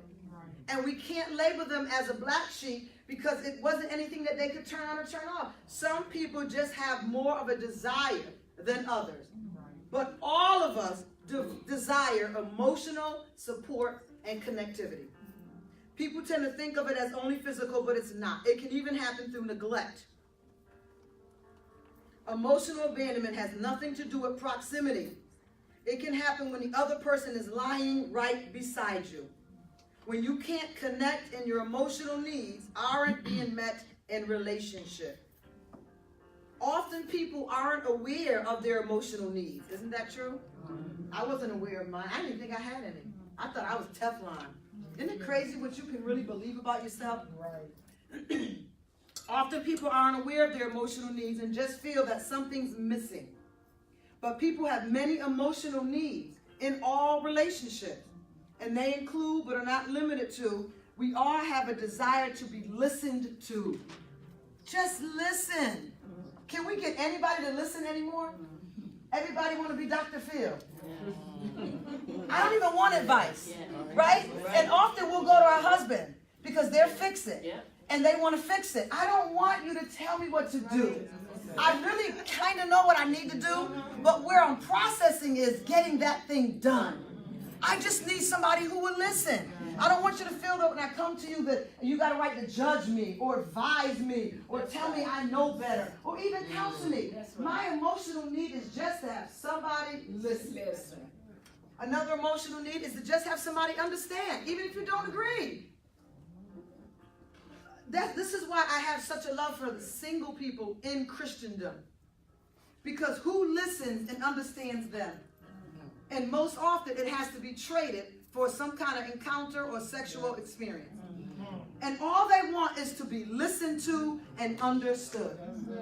And then if we take it in the marriage house, well, in the marriage, we are probably the last one to have anyone to listen to, never mind understand us.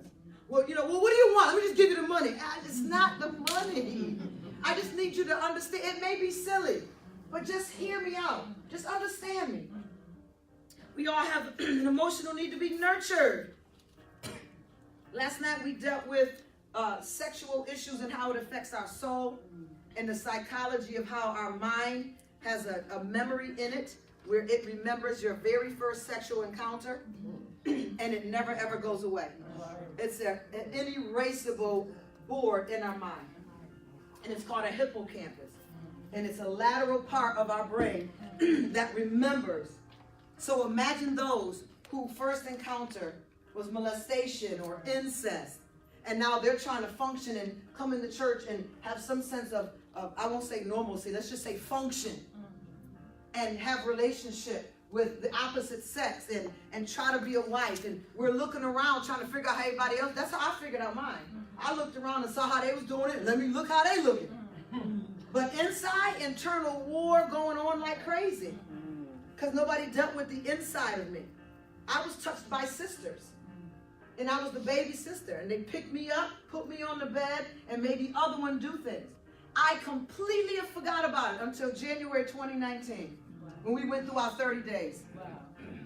And I begin to say, they know what they did to me, but they cut me off. They cut me out of the family. They go away together. They do stuff together. And the Holy Spirit says, because they know what they did to you. But I've been so busy in my life trying to be accepted and to fit in. Like, what do I got to do? What did I do for y'all to do me like this? Well, I just don't understand. God healed me, delivered me. I don't have issues no more. But through the 30 days of the 10 critical choices, 7 critical choices, 10 defining 10 defining moments, 7 critical choices, 5 pivotal people, I was able to trace back. And then I'm going to go a little deep, but I'll go exempt because we got some younger ones in here. And because of what was instructed to do to me, there was one sister that's overpowering over all of them, gave the weaker sister the instructions on what to do to me, because one wanted candy and one ran out. So in order to get candy, you got to do this to Suzanne. So I remember, pick me up on the bed, sit me on the bed, and later on in life, when it became about fellatio, do y'all understand that? When it became about fellatio, I always had to be a giver. I could never receive it. Never. And I couldn't, of course, men loved it. Y'all hear me? But I couldn't figure out why. What was in me? Like, they go, you dominatrix. Well, how did I get to be a dominatrix? Like, I couldn't understand it until I figured out they took power from me. When they did that to me. So in order for me to feel in control of my sexual life and powered in my sexual life, I had to do it to you because you would not do it to me. Tell me that ain't deep stuff. And it wasn't until this 30 days in January that the Lord allowed my mind to go back there. And he ministered to me. And he said, that's why you think you're a giver just because you're a giver. You're a giver because you lost power that day. And you are determined that nobody's going to take that power from you again. Even in something as sick as that.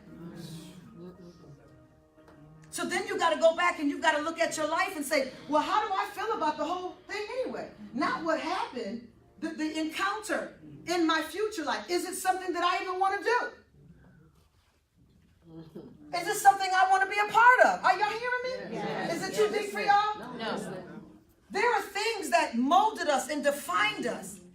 And I realized that I do want to be a recipient of someone's love. Amen. Of someone's support. I want someone to listen. I don't want to fear that I have to do things in order to get you to listen and to understand me. I don't want to have to put up with your 99 issues and I can't have one. Yes. But when you have soul issues, it causes you not to know who you are. You will be a giver and a giver and a giver and a giver. Love me, don't reject me. Love me, don't reject me. Accept me, just love me. I'll give you this, and if you don't know this, you won't see this. You won't. And then you figure out, that ain't even me. It came from this one episode in my life. And then if the abuse wasn't enough, then you cut me off and exempt me from the family. But see, that's the way Satan works. Because usually people who do things and don't want the log in their eye to be seen, they got to keep you distracted on the speck that's in you. It's a deterrent. It's a projection. She's promiscuous. She's always into something. I said, no wonder I was promiscuous. Look what they did to me. And in order for you to pick me up and put my little body on the bed, I couldn't be no more than 3, 4, 5. Forgot all about it. But the soul, which is the cloud, remembers everything. And it never sleeps. So just like your phone, when you delete an app, the app is on the cloud. If you don't go in the cloud and pull that thing off, that text message, that pornography, that's how a lot of people get busted. The wife ain't got to look on your phone. She just signs into Verizon.com, go into the cloud, and there's another shadow of everything that's in your phone on the cloud. And that's why sometimes you go and you want to repurchase an app, because it's not on your phone, and you find out, I already got that. It's just weird. It's already there. It's already happened for you. The experience is already there. But God has made us so intrinsic because he doesn't want us to crack. He doesn't want us to have a breakdown and lose our entire mind. That he will give us this place called the cloud, where he'll store a lot of data that he hopes that you will go and get counseling for and get this stuff off the cloud, so that your soul can prosper and be in good health.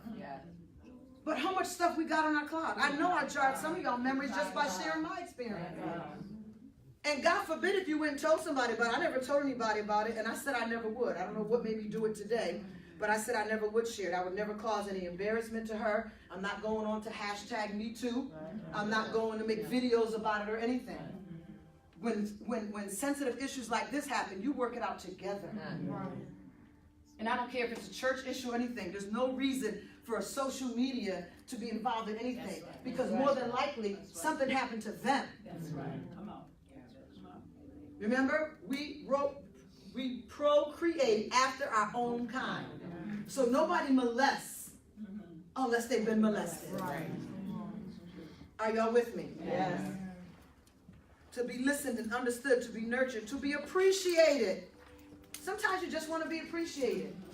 And you don't want people to say things like, well, I thought you did it out of the goodness of your heart. I did, and I'll do it again, but appreciation feels good.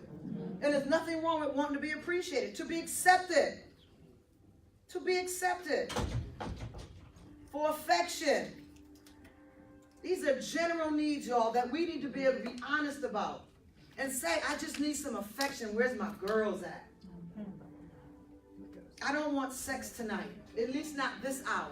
I really just want some affection from you. I've had a painful day. You know, maybe I did some detoxing, or maybe something happened in ministry, and somebody left, and my heart is kind of torn. And, you know, men answer everything by sex. If they're stressful, they want sex. If there's no stress, they want sex. Everything's answered by sex with men. Women is the opposite, because we're the emotional being. So we need the nurturing, and we need the acceptance, and we need the appreciation. He's like, hurry up! What else do you need? We can make this so simple, woman. But there was nothing simple about me when God made me. Amen. And also the need for companionship. Every single one of us in here has a need for companionship. But consequently, if there is high conflict, abuse, or infidelity, these emotional needs go unmet, and they affect you. Sometimes infidelity is a symptom of emotional abandonment in a relationship. Y'all heard me? By one or both partners. Additionally, if one partner is addicted, the other may feel neglected because the addiction comes first and becomes his mistress or her mistress and consumes the addict's attention, preventing him or her from being present in the relationship. And this is something that we need to learn in our churches. We're getting ready to start it ourselves. We can't say that we've arrived, where we have to understand and minister to the needs of the addict as well as those that's connected to the addict. Because the children and the wife or the husband are being emotionally abandoned while this adult is running off chasing drugs. Thinking they're getting their emotional needs met, but the whole time the children and the spouse, because it could be either way, are being emotionally abandoned every single time the spouse goes out and chases the drug. Who ministers to them? We got 12 steps. But what do we have for the spouse and the children who are abandoned? And they come to the church and we just get the Holy Ghost, everything gonna be all right. But I can't receive the Holy Ghost because I'm broken and I'm hurt. And there's a block from me receiving him. I don't trust him because men have let me down my entire life. And God is male, so in my mind, I equate him to the men that I've met in my life. Who ministers to these people? We're gonna make a church grow, y'all. Yet, even in healthy relationships, there are periods, days, and even moments of emotional abandonment that may be intentional or even unconscious. And they can be caused by some of these factors. Intentionally withholding communication or affection. Women! Intentionally, what's the first thing we do? Ain't we good at it? And then he has the nerve to ask you, what's wrong? Nothing! The tone, the answer, the body language, everything's off. And we make him chase and pursue us because of emotions that are unmet. When we really could be big girls and put a voice on it and say, I just need some emotional support. He wants to fix it, y'all. 99% of men are fixers. They want to fix what your problem is. But they need communication. You can't speak in tongues when you're telling them what you need. Intentionally withholding communication or affection. I used to be the queen at that. I shut you down so quick. You can feel the ice age in the house. Come near me if you want to. Shut down. And then wonder why he ain't there. External stressors, including the demands of parenting. You know, you can be really drawn so much on parenting that one or the other spouse does not get the emotional affirmation that they need from you, the emotional support. Illness, conflicting work schedules, lack of mutual interest, and time spent together. How many married people in this room? How many of us have weekly date night? Weekly. Very good. How many have monthly? How many don't date their spouse? Amen. Amen. Yeah. Marriage ain't the answer, y'all. Marriage is the work. Amen. Beautiful when we know how to function in it. Amen. Lack of mutual interest and time spent together. Preoccupation and self-centeredness. Lack of healthy communication. Unresolved resentment. Come on, y'all. We can do better with this one. And you know what makes unresolved resentment so hard? When you do try to go to your other partner, friend, spouse, whatever, and they can't hear you. Right. Sometimes we have to just hear them. Even if it's something that goes against your grain. Everybody has a need to be heard, listened to, and understood. You know, even as spouses, it's hard because you want to, I want my husband to be my best friend. I don't know about anybody else. Now, I need my girls. He's not going to cover my girls. I need the silly girl time. I need to be around some people that can let me be out of character and not judge me in the morning. Okay? I want to be silly and crazy and say stuff I don't even mean. I need to let the springs pop out. I just need to let it.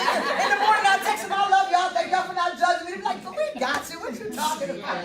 Just let the springs just pop out sometimes. Let the nuts in the bolts just come loose. Try to be perfect all the time costs too much. Yes. I need to be around some people where I can let the bolts and the springs and the nuts just come loose a little bit.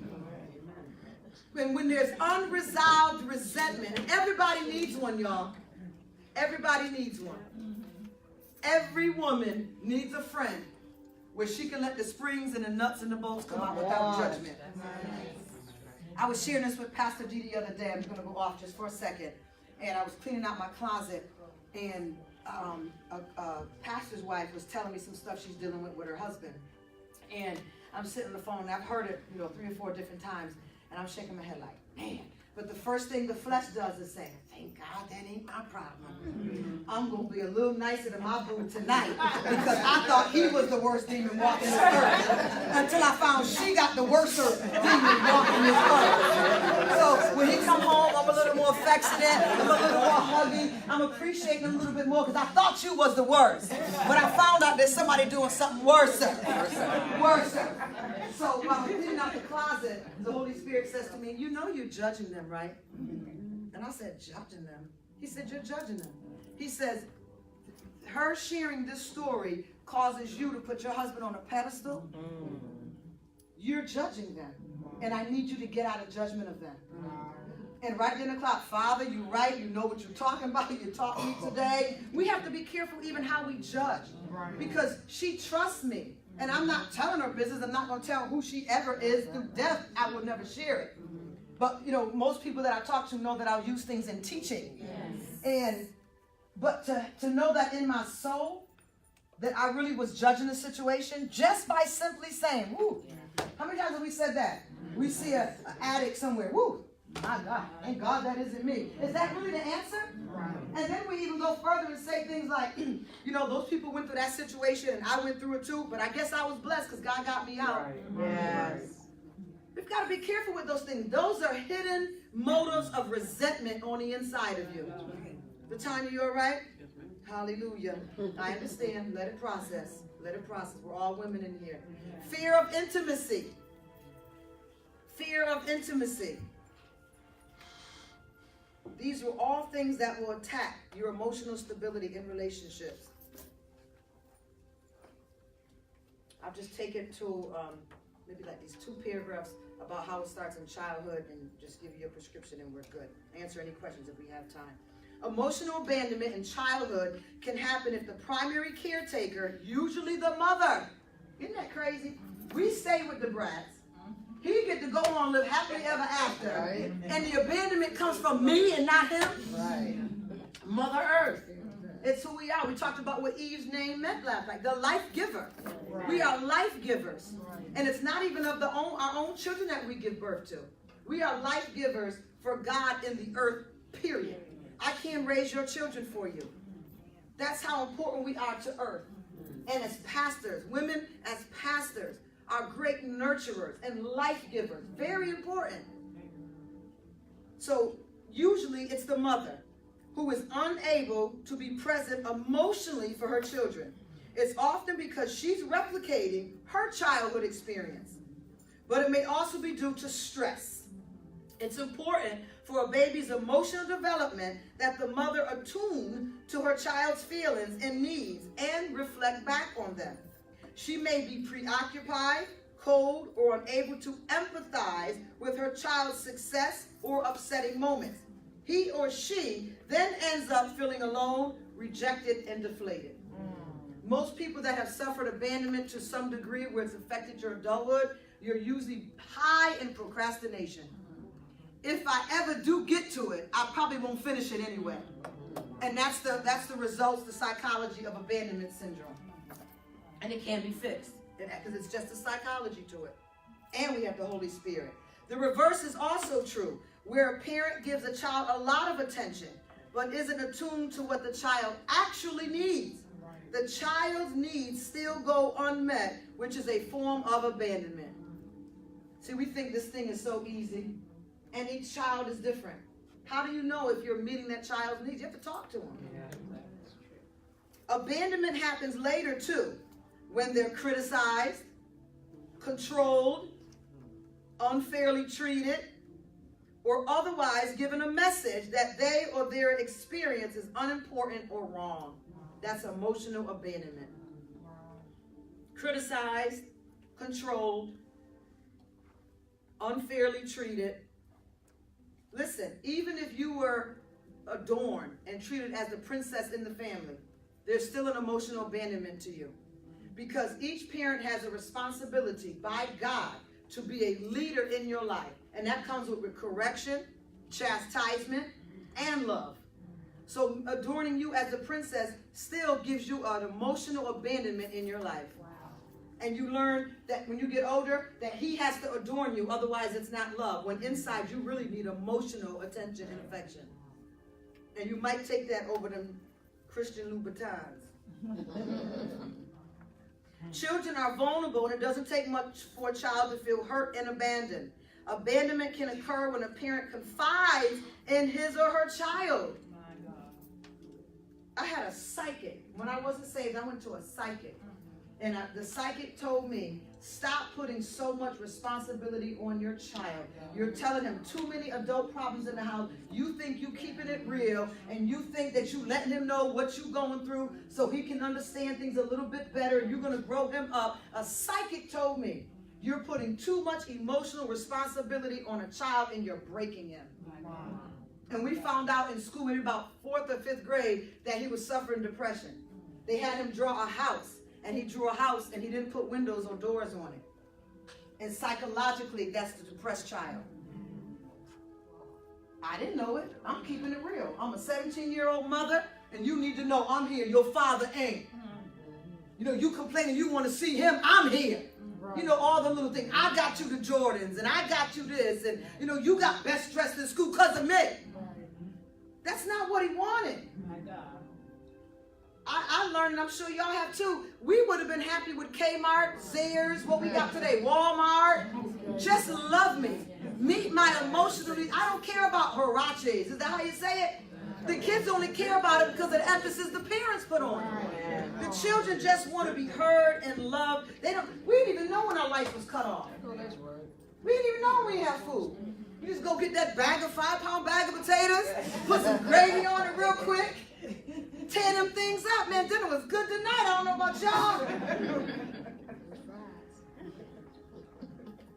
At those times, the child will suppress her or his feelings as an adult in order to meet the needs of that parent. And when they get older, they suffer with shame and codependency because they feel a responsibility for their parent. I have one client right now, currently, we've been talking about a year, and she finally said to me, I haven't been honest with you, and it's costing me so much to keep this lie up. I've been with you for a year. Let me just go ahead and tell you what's going on. And she went down a list and began to share with me what's going on, and we found out through her mother's addiction, she didn't feel that she had the right to accuse her mother of emotionally abandoning her because her mom was battling with an addiction. And I told her it doesn't take anything away from your mom by expressing your experience. You were abandoned. You were not only just abandoned by her, but by your absent father and every other adult that let you stay in her care knowing that she was an addict. It is okay to say, you abandoned me, you let me down. But she's carrying the guilt. How can I blame her? She was an addict. She was going through her own stuff. But you can't get free because you cannot conquer what you won't confront. So the Bible tells us, be mad, get angry, just sin not. Don't let the bitterness and the envy and the hatred evolve in your soul. Be angry. And I told her, she says, but I can never tell her this. She's not healthy enough to handle it. I said, then you have to tell me. And if time comes where she gets healthy at a point where you can say, Mom, I don't want you to defend. I don't want you to explain. I don't want you to feel accused. I need you to hear my experience from the 5 and 6 and 10-year-old because I need to confront this thing and get free from it. And all Mom needs to say after that is, I am sorry. How can we move forward? That's all we say to our children. I'm sorry. How do we move forward? Because we can't go back and fix it. But we do have a responsibility, y'all. They're ours.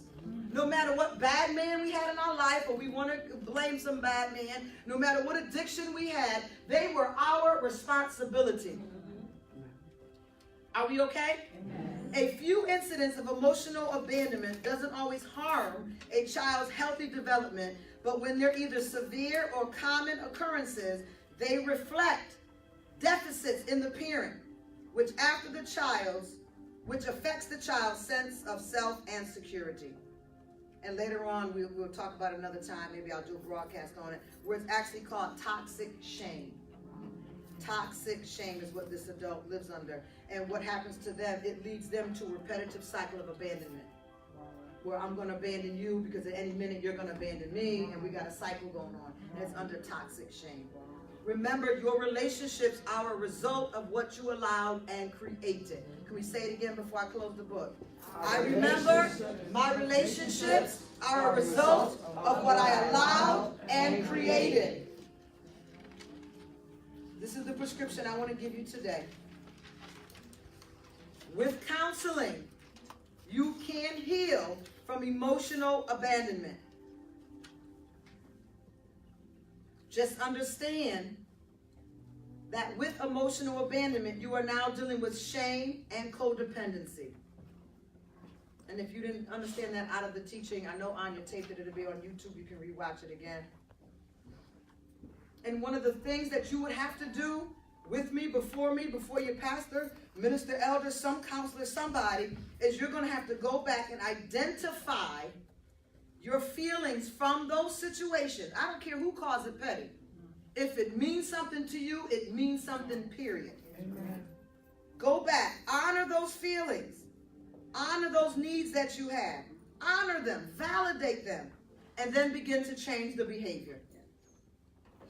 It's not hard. The hardest part of it is going back to that place. People want to forget. And that was with my client the other day. She cried and said, I don't want to go back. I don't want to go back. And we're on phone because she's in a different state. We're not even in person with each other. So, that puts a little space in between when you don't have that personal touch with her. And I had to keep reminding her, I'm here with you. I'm here with you. And she got out. She says, Mom, I feel like I hate you sometimes. And she just got it out. When she was done, she said, but I don't hate her. I said, exactly. But as long as you keep that unresolved in you, you're going to believe that you hate her. And you don't. You hate what the addiction did. You hate that she made a priority out of drugs and not you. That's what you hate. And later on, I found out that she has eating disorder. And I told her, I said, that eating disorder is gone. You give it a couple months after us doing this detox today, your eating function is going to be normal because remember, appetite comes from the soul. And if the soul is sick, then you are sick. Amen? Amen. Any questions? Any comments? I have something here for married people, but I think it's just a few of us, so I won't bother the rest of the singles with it. What happened? You want the married section? Y'all want to take 10 minutes and do it? Somebody said yes? 10 minutes? Okay. Bring it back. We're going to do 10 minutes. I can do it in 10. When couples don't share common interests or work-sleep schedules, one or both may feel abandoned. And trust me, I know sometimes this sounds petty to people, but I'm going to stress it again. If it means something to you, it means something, period. A lot of the issues, even with my husband and our relationship, is he's an early morning riser, and I'm a late bed person. So I go to bed about 3 a.m. He's up about 5:30 a.m. So while he's sleeping, if I'm bored, I'm playing with his lips, I'm playing with his nose. Like I'm doing what I can to wake him up. I'll drop something, like wake up. Like I'm up by myself, I'm trying to sleep, and he won't budge. I mean, I'll take videos of him snoring and show it to him in the morning. I mean, I do everything I can. And when you're up late and alone, it is an emotional moment. Because I found out at that late hour is when I'm most vulnerable. It's when I really want to, and he's just like, then at 5:30, I hear him, hey, how you doing? What's up? Y'all want to go have breakfast today? And I'm like, quiet, I'm sleeping. And it's emotional because he needs me at that hour, and I needed him at that hour. So I'm literally, these things are really, they're delicate. And I'm praying, I said, God, somebody got to meet somebody at some hour. And I'm kind of tired of being up all night, so I'm willing to give it up, but I fasted, I prayed, I've done everything. God just has me on the night watch for this world at that 12 to 3 a.m. I know that is my position as an intercessor, that I guard the 12 to 3. And even if I go to sleep and I wake up, I can still wake up at 5:30 and hit the miracle hour of praying, which we need that miracle hour. You have to be an early riser prayer. I don't care if you make it once a week where you get up at 5:30 in the morning, hit that miracle hour of prayer. Y'all, it will blow your mind to see that miracles are really answered at that time. I had to actually contain some of my prayers for that early morning watch because the miracles were happening just like this. I had to make sure that I really was praying what I thought God's will was for a situation. It's a miracle hour. You know that hour, Mother? Praise the Lord. Thank you. Thank you. You have to make an extra effort to spend time talking about your experiences and intimate feelings with each other to keep the relationship fresh and alive. That's why date night is important. And I have to make it. You would think me being the leader of the church that I would be talking about church. He talks about church all the time.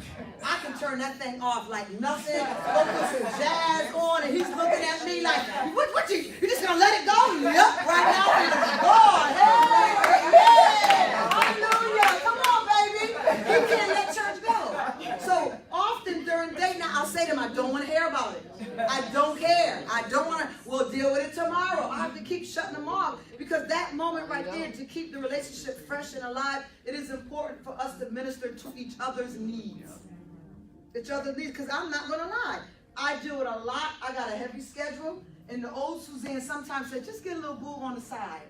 Everything would be all right if you just had a little boo on the side. Remember that's what you used to do? And you would just get him a cell phone or rent a car, and everything would just, he asked for nothing. Oh, come on, y'all. He's not going to disrupt your life. He's not going to try to tear you down in church. Just keep that cell phone on, keep that rent a car going. Brother is all right. That what we call self-talk. That self-talk comes up, and the enemy tries to give you solutions to big problems, and that ain't even a problem for the enemy to deal with. But those are real things. And me, listen, y'all, I'm crazy. Okay? I'm unstable sometimes. I would tell my husband, I really was thinking about, stepping out a little bit. He's like, what? Why would you tell me that? I want my husband to be my best friend. And I tell him, why would you rather me tell Misha something like that than to tell you? Misha's like, well, that's the problem. Like, I want to be able to tell you, I'm not doing it. I didn't do it. But the reason why I thought about it is because I need this. And you got it. I just need you to know it and give it to me. It's that simple.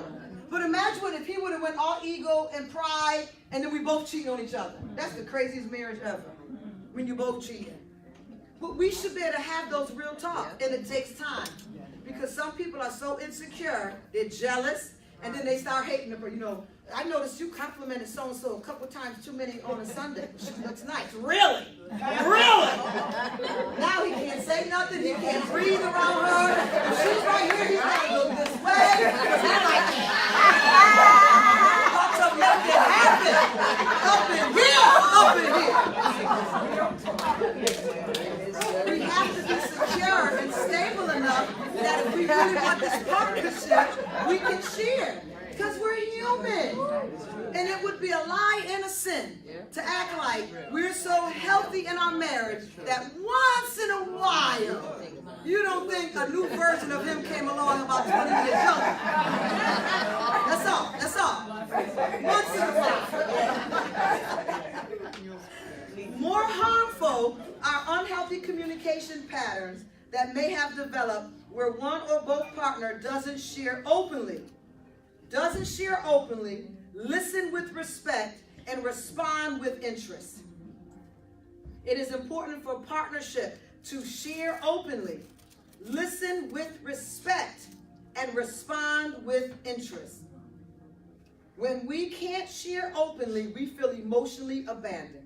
And you wonder why you're upset later on and that sting lasts for hours or days. It's because your emotions have just taken a hit. Right. So we need to be able to share openly, listen with respect, and respond with interest. If you feel ignored or that your partner doesn't understand or care about what you're communicating, then there's a chance that eventually you may stop talking to your spouse. Walls will begin to be built and grow, and you will find yourself living separate lives emotionally. And it happens so easy, doesn't it? It sneaks right up on you. And I found out through these last 30 days, y'all got to go on YouTube. Subscribe to my page if you don't mind. And just listen. Watch one video a week from January 2019. I even found out that my professional life was A+. Got it down pat. And then I looked at the graph for the personal life and realized while I was building the professional side, I purposely ignored the personal side because the personal side was too much work. So as professionals, we have to be very mindful because I'm telling you, I knew it. I'm a workaholic and I jump in my work to avoid life because I can't control life, but I can control my work. So I can see fruit and progress and, get praise and help people and you feel good about it. And then you look, I'll deal with that tomorrow. And then 8 years went by. Are y'all hearing me? Please hear me. One sign may be that you talk more to your friends than to your partner or are disinterested in sex or spending time together. Sex means a lot to men. And I know it means a lot to a lot of us in this room, but I want to deal specifically to the men today because we have to learn that when we reject them sexually, it hits them like rejecting us emotionally. They take it personal. You mean me who's better than 7 husbands? You don't want me? Girl, you crazy? It affects them. Y'all gonna thank me one day. Let's see your single ones. Resentments easily develop in relationships when your feelings, especially hurt or anger, aren't able to be expressed. When they go underground, you may either pull away emotionally or push your partner away with criticism or undermining comments. Women, you gotta know we good with that. If you have expectations that you don't communicate, but instead believe your partner should be able to guess or have intuition of them, you're setting yourself and your marriage and your family up for disappointment and resentment. Do y'all hear me? When you or your partner fear intimacy, you may pull away, put up walls, or push one another away. Usually this fear isn't conscious. In counseling, couples are able to talk about their ambivalence, which allows them to get closer. Often, abandoning behavior occurs after a period of closeness or sex. One person may physically withdraw or create distance by not talking or even talking too much. Either way, it may leave the other person feeling alone and abandoned. Usually, it all stems from emotional abandonment in childhood because we procreate after our own kind. So we're just replicating what we learn. So again, your prescription is first to remember that your relationships are a result of what you allowed and created. Your diagnosis is emotional abandonment, shame, and codependency. And the 3 steps that you're going to do about it, you're going to begin to identify and honor your needs and feelings. Stop putting them under the carpet. You're not important. You are Mother Earth. You are the progenitor of life once God gives it to somebody on earth. It is important for you to be the most healthy in the family. 2, change your behavior once we're able to identify the problem. And then you can start expecting more from your relationships. Who felt like this message was really for them today? Let me just see a few hands.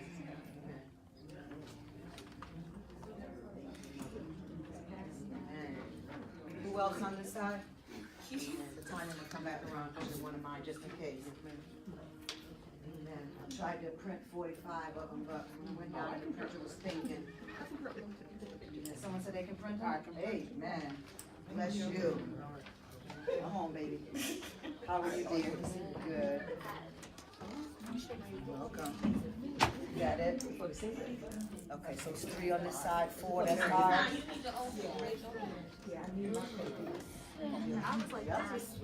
Okay, so that was just 1 on this side, 2, 3, and then, however, no, don't matter. 5, 6, 7, 8, 9. You were up to 10, 11, 12. Okay. You got 1 year, 6, 8, 7, 8. What you think? And I have 15 coming too. See, proper preparation always beats a poor performance. Always. Any questions? You can even make a comment if you don't specifically have a question. I know in church testimony we don't like when y'all get up and give comments. It's testimony time. But if you have a comment, this is what I learned, or this is what I've been doing, or whatever it may be, or a question, feel free to ask it now. Your question may set someone else free. So never be ashamed or feel, walls and protection up. Anything at all. All right, I'm going to turn it over to First Lady. Oh, yes, ma'am. Yes, please. I just want to make a statement. The Lord is giving me 23rd Psalms. Come on. My God. Come on. And he said, I am restoring your soul. Thank you, Jesus. And for us to come together. Woo! Come on, come on. For us to come together Hallelujah. today. It's And restoring God our soul. used you. Hallelujah. And I heard you said soul detox. Glory My to God. Father, we thank you. We love you, Father. God. He's in My the midst God, of Mother. Thank you. Thank you Lord. for being obedient. Thank you. Because God says Thank you. He's He's restoring restoring our our soul. soul. Woo!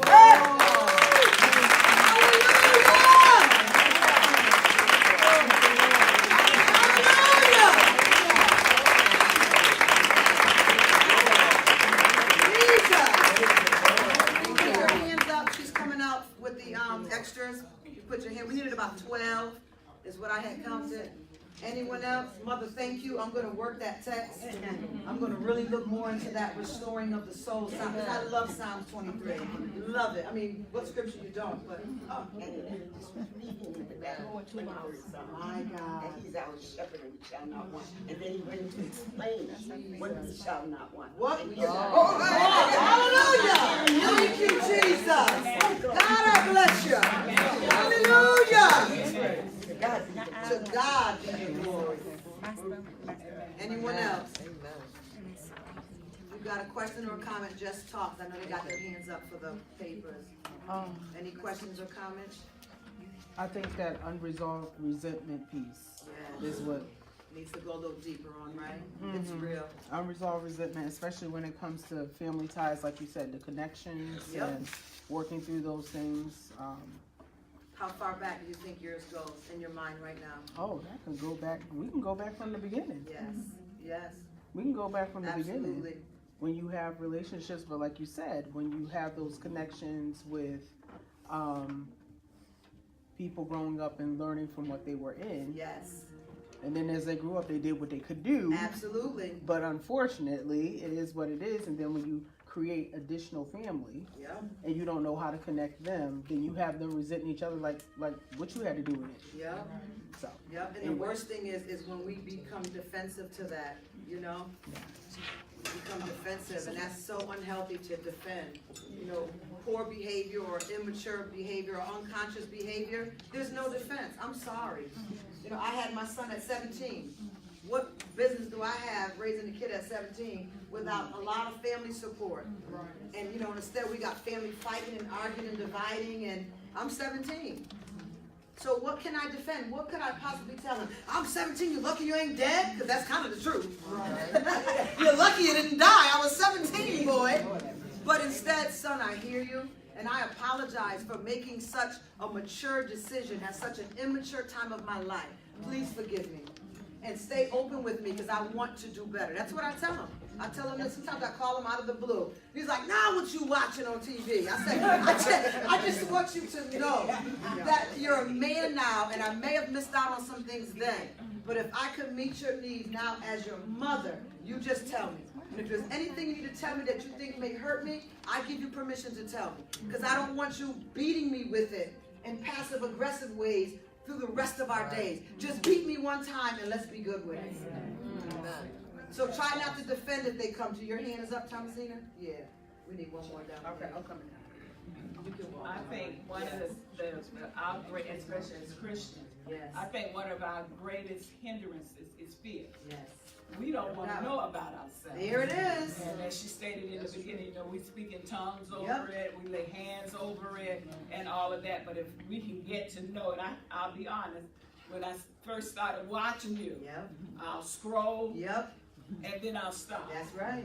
I'll scroll the next day, That's honest. and then I'll stop. Yep. Because there are things that, you know, you find out that's on the inside of Yes. you that you don't know where they came from. Nope. You thought it was just you. Yep. You thought, you know, Woo-hoo-hoo. but it came from a line and a There you line go. and a line. There you And then, go. but if you can just see yourself and then move forward, that's Yeah. the key. To move forward, after you find out what's on the inside of you, Yeah. Lord, forgive me. Yes. I'm going to speak it out. If I got to speak to someone in Yes. private about Yes. it, but I'm going to say about it. Yes. But then I'm going to get up and Lord, forgive me. There you go. Lord, forgive me. There you go. And especially as parents raising our children, we just don't know. We don't. No, we don't. We And just if don't we didn't know God, we really That's didn't know. it. I thank God mine got a piece of that mind. Absolutely. Absolutely. Absolutely. That's real. Yep. But the fact is, once you learn, you do better. Absolutely. You do better. So I'm grateful for you, and I believe that we can do this again. Yes. Do this again. And check her out for real on YouTube. Yes. Or check her out on Facebook, because that's how I get on Right, Facebook. absolutely. And just you know, just take it. And then the things that you need for yourself, not nobody else. Nope, you can't. I'm not watching for nobody else Nope. because I got to deal with me. Yep. What did Mother say? He restores my soul. I can't do it for you. That's it. But fear is the number one. That's And it. I hear a lot of people, some people are even bold enough during the broadcast to say, I'm walking away, I'm out of here, I'm signing out. They keep telling me with one of them. I said, you as a spiritual daughter do not have the right to sign out when it gets too tough. Just get strolling. Yep. We had one lady that forgot she had her wired headset on, and she was so heated at something that I said that she went to walk away and the headset was on her back. And she was like, oh, Jesus got a yoke on me. I can't sit here and listen to this stuff. But it is scary. And I went through it, so I can completely empathize with every feeling and emotion you go through. And I'm telling you, even in January, January kicked my behind. And I'm going back through it again by myself. Not that I'm not in a place where I can deal with it or teach it. It's just that there's so many layers to self, you know, and so many dynamics of our age. I mean, even the book that we used in January, he was dealing with us, just deal with age 1 to 5. We can't deal with up to 40 yet. We're just going to deal with 1 to 5. What happened to you? Ages 6 to 10. What happened to you? Let's deal with it. And then, you know, he had to do it in life stages because this stuff would take us out. Anyone else? Thank you both for commenting. I appreciate it. It encourages me. And, you know, it's not so easy because people don't understand it. And we all equated the soul to worldly stuff and psychology and new age stuff. When before God gave us the Holy Spirit, he gave us his living soul. We became conscious and aware of our pain and our hurt. So how can we skip over the soul when it existed in us before he made the Holy Spirit available to us? Amen. Yes, Pastor. I can testify that I've been going through this for 3 years. Amen. And I'm sitting here and I'm like fighting back the tears and I'm like, stop. Because it doesn't matter how much you hear it. No. It finds itself. Ooh, that's good. It just finds you, even though you want to push it away or just. Yes. Amen. Thank you, Jesus. And I thank God for you. Amen. Being obedient so that he can find me and free my soul. Thank you. I love you. And there's no age to it. No. You know, I have material that's to young teens. I have material just for men. And the men don't have a problem sitting in even a room like this. They don't even, like last night, one brother got ministered to. He was like, I'm jacked up. He inboxed me this morning. I'm jacked up from last night. I know it was a women's conference and you geared the teaching by putting woman in it, but that was not a woman's message. He said that was to the soul that knows no gender. I'm jacked up. Amen. Were you going to say something? Because it's on your tongue. You powerful. Like, this was just awesome. And it just spoke volumes to me, to my soul. It was just awesome. You need to be heard. Amen. All over. Yes. Because a lot, not only women, men too. Amen. Everybody needs to hear this message. It's universal. It's universal. That's it. And it's powerful. Amen. And thank God for you coming today. Thank you so much. I need to get your card. Yeah. As you were ministering, that's what I kept hearing. Wow. That is just the beginning. Amen. It's just the beginning. You said 3 years or however long you've been doing it, but get ready. Amen. Get ready. Thank you, Lord. And it's because of social media and all the other things that come Absolutely. with it in this new era. Come on. But watch God. Come on. Watch God. Because it's what he wants. Yeah, pastors in the church, get Yes. ready. Yeah. She's gone. Yeah. She's gone. I mean, she's not dead. Amen. You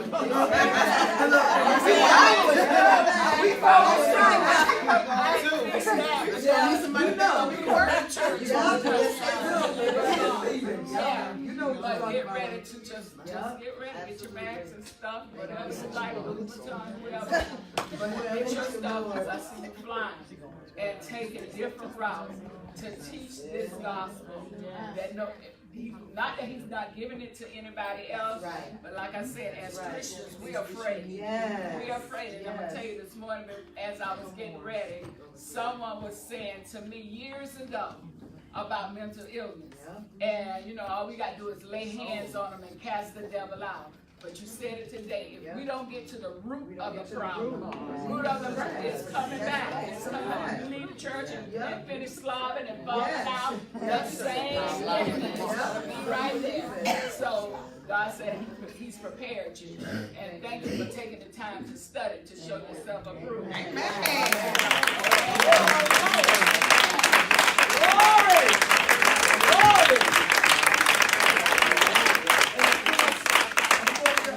Know what she's talking about, because there is deliverance ministry, but I've met a lot of people who've been delivered from spirits and oppressions and demons, but their personality was so flawed from living that addicted life or whatever, that it's the personality that really we have to minister to and let them get to know. And I also just want to take a moment to point out your first lady and your overseer. This wouldn't have happened if they didn't put this together today. So they're God-led. We have a place to follow the Holy Spirit. Amen. She wasn't afraid to put on the flyer, soul detox. coming or not going to come for. That's what we're doing. Amen. Are you done? Amen. Anyone else? Amen. Pastor, First Lady, since you feel comfortable with that? Anything? You've been in 2 days and it's a lot. Last night we dealt with sex and soul. Today we dealt with emotion. I mean, you got a lot going on. Yeah, I just enjoyed myself totally. I have heard you years ago, and with Apostle Furlow, you came here. That was the first time I heard you, but now that I keep listening to you, and I'm like, God, it's reforming, and it's refreshing, and also too, it opens up my mind. There was an episode that you did of, I think it was Refining Moments. Oh yeah. So you open up something in me, and I started going back to myself as a child. Yes. And I was like, oh my God, I gotta get a pen because I have to write this stuff down. Yeah. But last night, you erupt something in me, and I know I keep saying it, but it just caused my whole insides to shake because of the fact that sometimes you know that you need something. And sometimes when you try to project it and tell people what you need, but people look at you like this, and then you're like, no, I'm not trying to be like this. I just telling you that there is a need that there's a need that I desire, and that what I see. And no, I don't have like mentors and coaches and stuff, but I listen and I hear God, and I'm like, yes, that's where I need to go. So I just want to say, I thank the Lord for your ministry. I appreciate, and the people that came last night, I just got a text, because the people came last night was supposed to be there for that, and there was a lot of people there that was hurting, and they conversate with me, and I'm like, well, just come. So when they came, they really enjoyed themselves last night, because there was so much stuff that they needed. And we're in an era that we need each other. And I don't care about the titles and all this stuff that goes on with it. I've been to so many young pastors that's becoming pastors. They didn't have nothing towards the clergy where I love clergy because they identify who is who. But they didn't have all that. God was just ordaining them, and these were authentic women of God that is really sincere for souls. And God was just showing me things in that. So I just say, to say all that, to say that I truly appreciate, and the people that came last night appreciate your ministry. They appreciate your church, and not only that, but your church is just like, the people that you run, you can tell is just so organized, and they've been taught, so pray for me that we teach and what we need to teach, not for tradition, but for them, so when they learn in here, they can know how to handle stuff out there. Come on. So that is the purpose of us trying to teach and show people in their lives. But I truly appreciate it. I love you, Minister. She has such a sweet spirit. I said, man, she got her bodyguards. But I truly understand. My husband appreciates you too, so I know tomorrow he's going into his meditation. Today you said something. But today you said something about the marriage. Now my husband would church me out. And I'd be like, Exactly, girl. Stay that way. And that's him. That's his mindset is constantly Absolutely. going with church and how can we do this and how can we do that. But my mindset is like, okay, I can go here and then I want to turn it off. Because I'm thinking about Bahamas and I'm Come on. those things. So that's where we come in balance. Because I got to school him from that. You do. There's nothing wrong with church, and I love ministry, and I love the people of God, because the people of God have made me to who I am today. So, and I'm just, sometimes I'm like, oh shit. No, that's definitely your job with him, because he's going to need that balance. Sounds like a visionary. And visionaries can get really absorbed in things. But sometimes they have to think about it. What if you sat and talked about the kids all the time? Do he want to hear about the kids? You know, his poop was green. She got a sticker today. You know, this one's being promoted to kindergarten. Who wants to hear that all day long? And sometimes you got to remind the visionary, if I sat and talked about the kids all day long, do you really want to hear that? Like, let's put it in its proper place, and we got to live. Because to be healthy, you got to get away from the kids.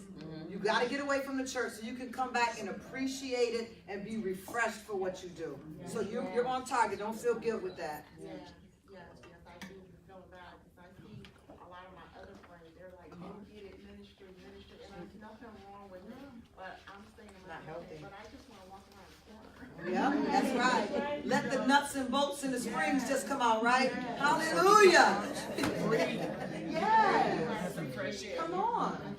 I truly appreciate it. And I do have a message that someone just texted me, and I just want to read it just to encourage you. She goes, oh my God, Bev, thank you so much for inviting me. I haven't heard anyone preach like that in such a long time. It was such a great message. I'm so glad I went. See you on Monday. So I just want to tell you that.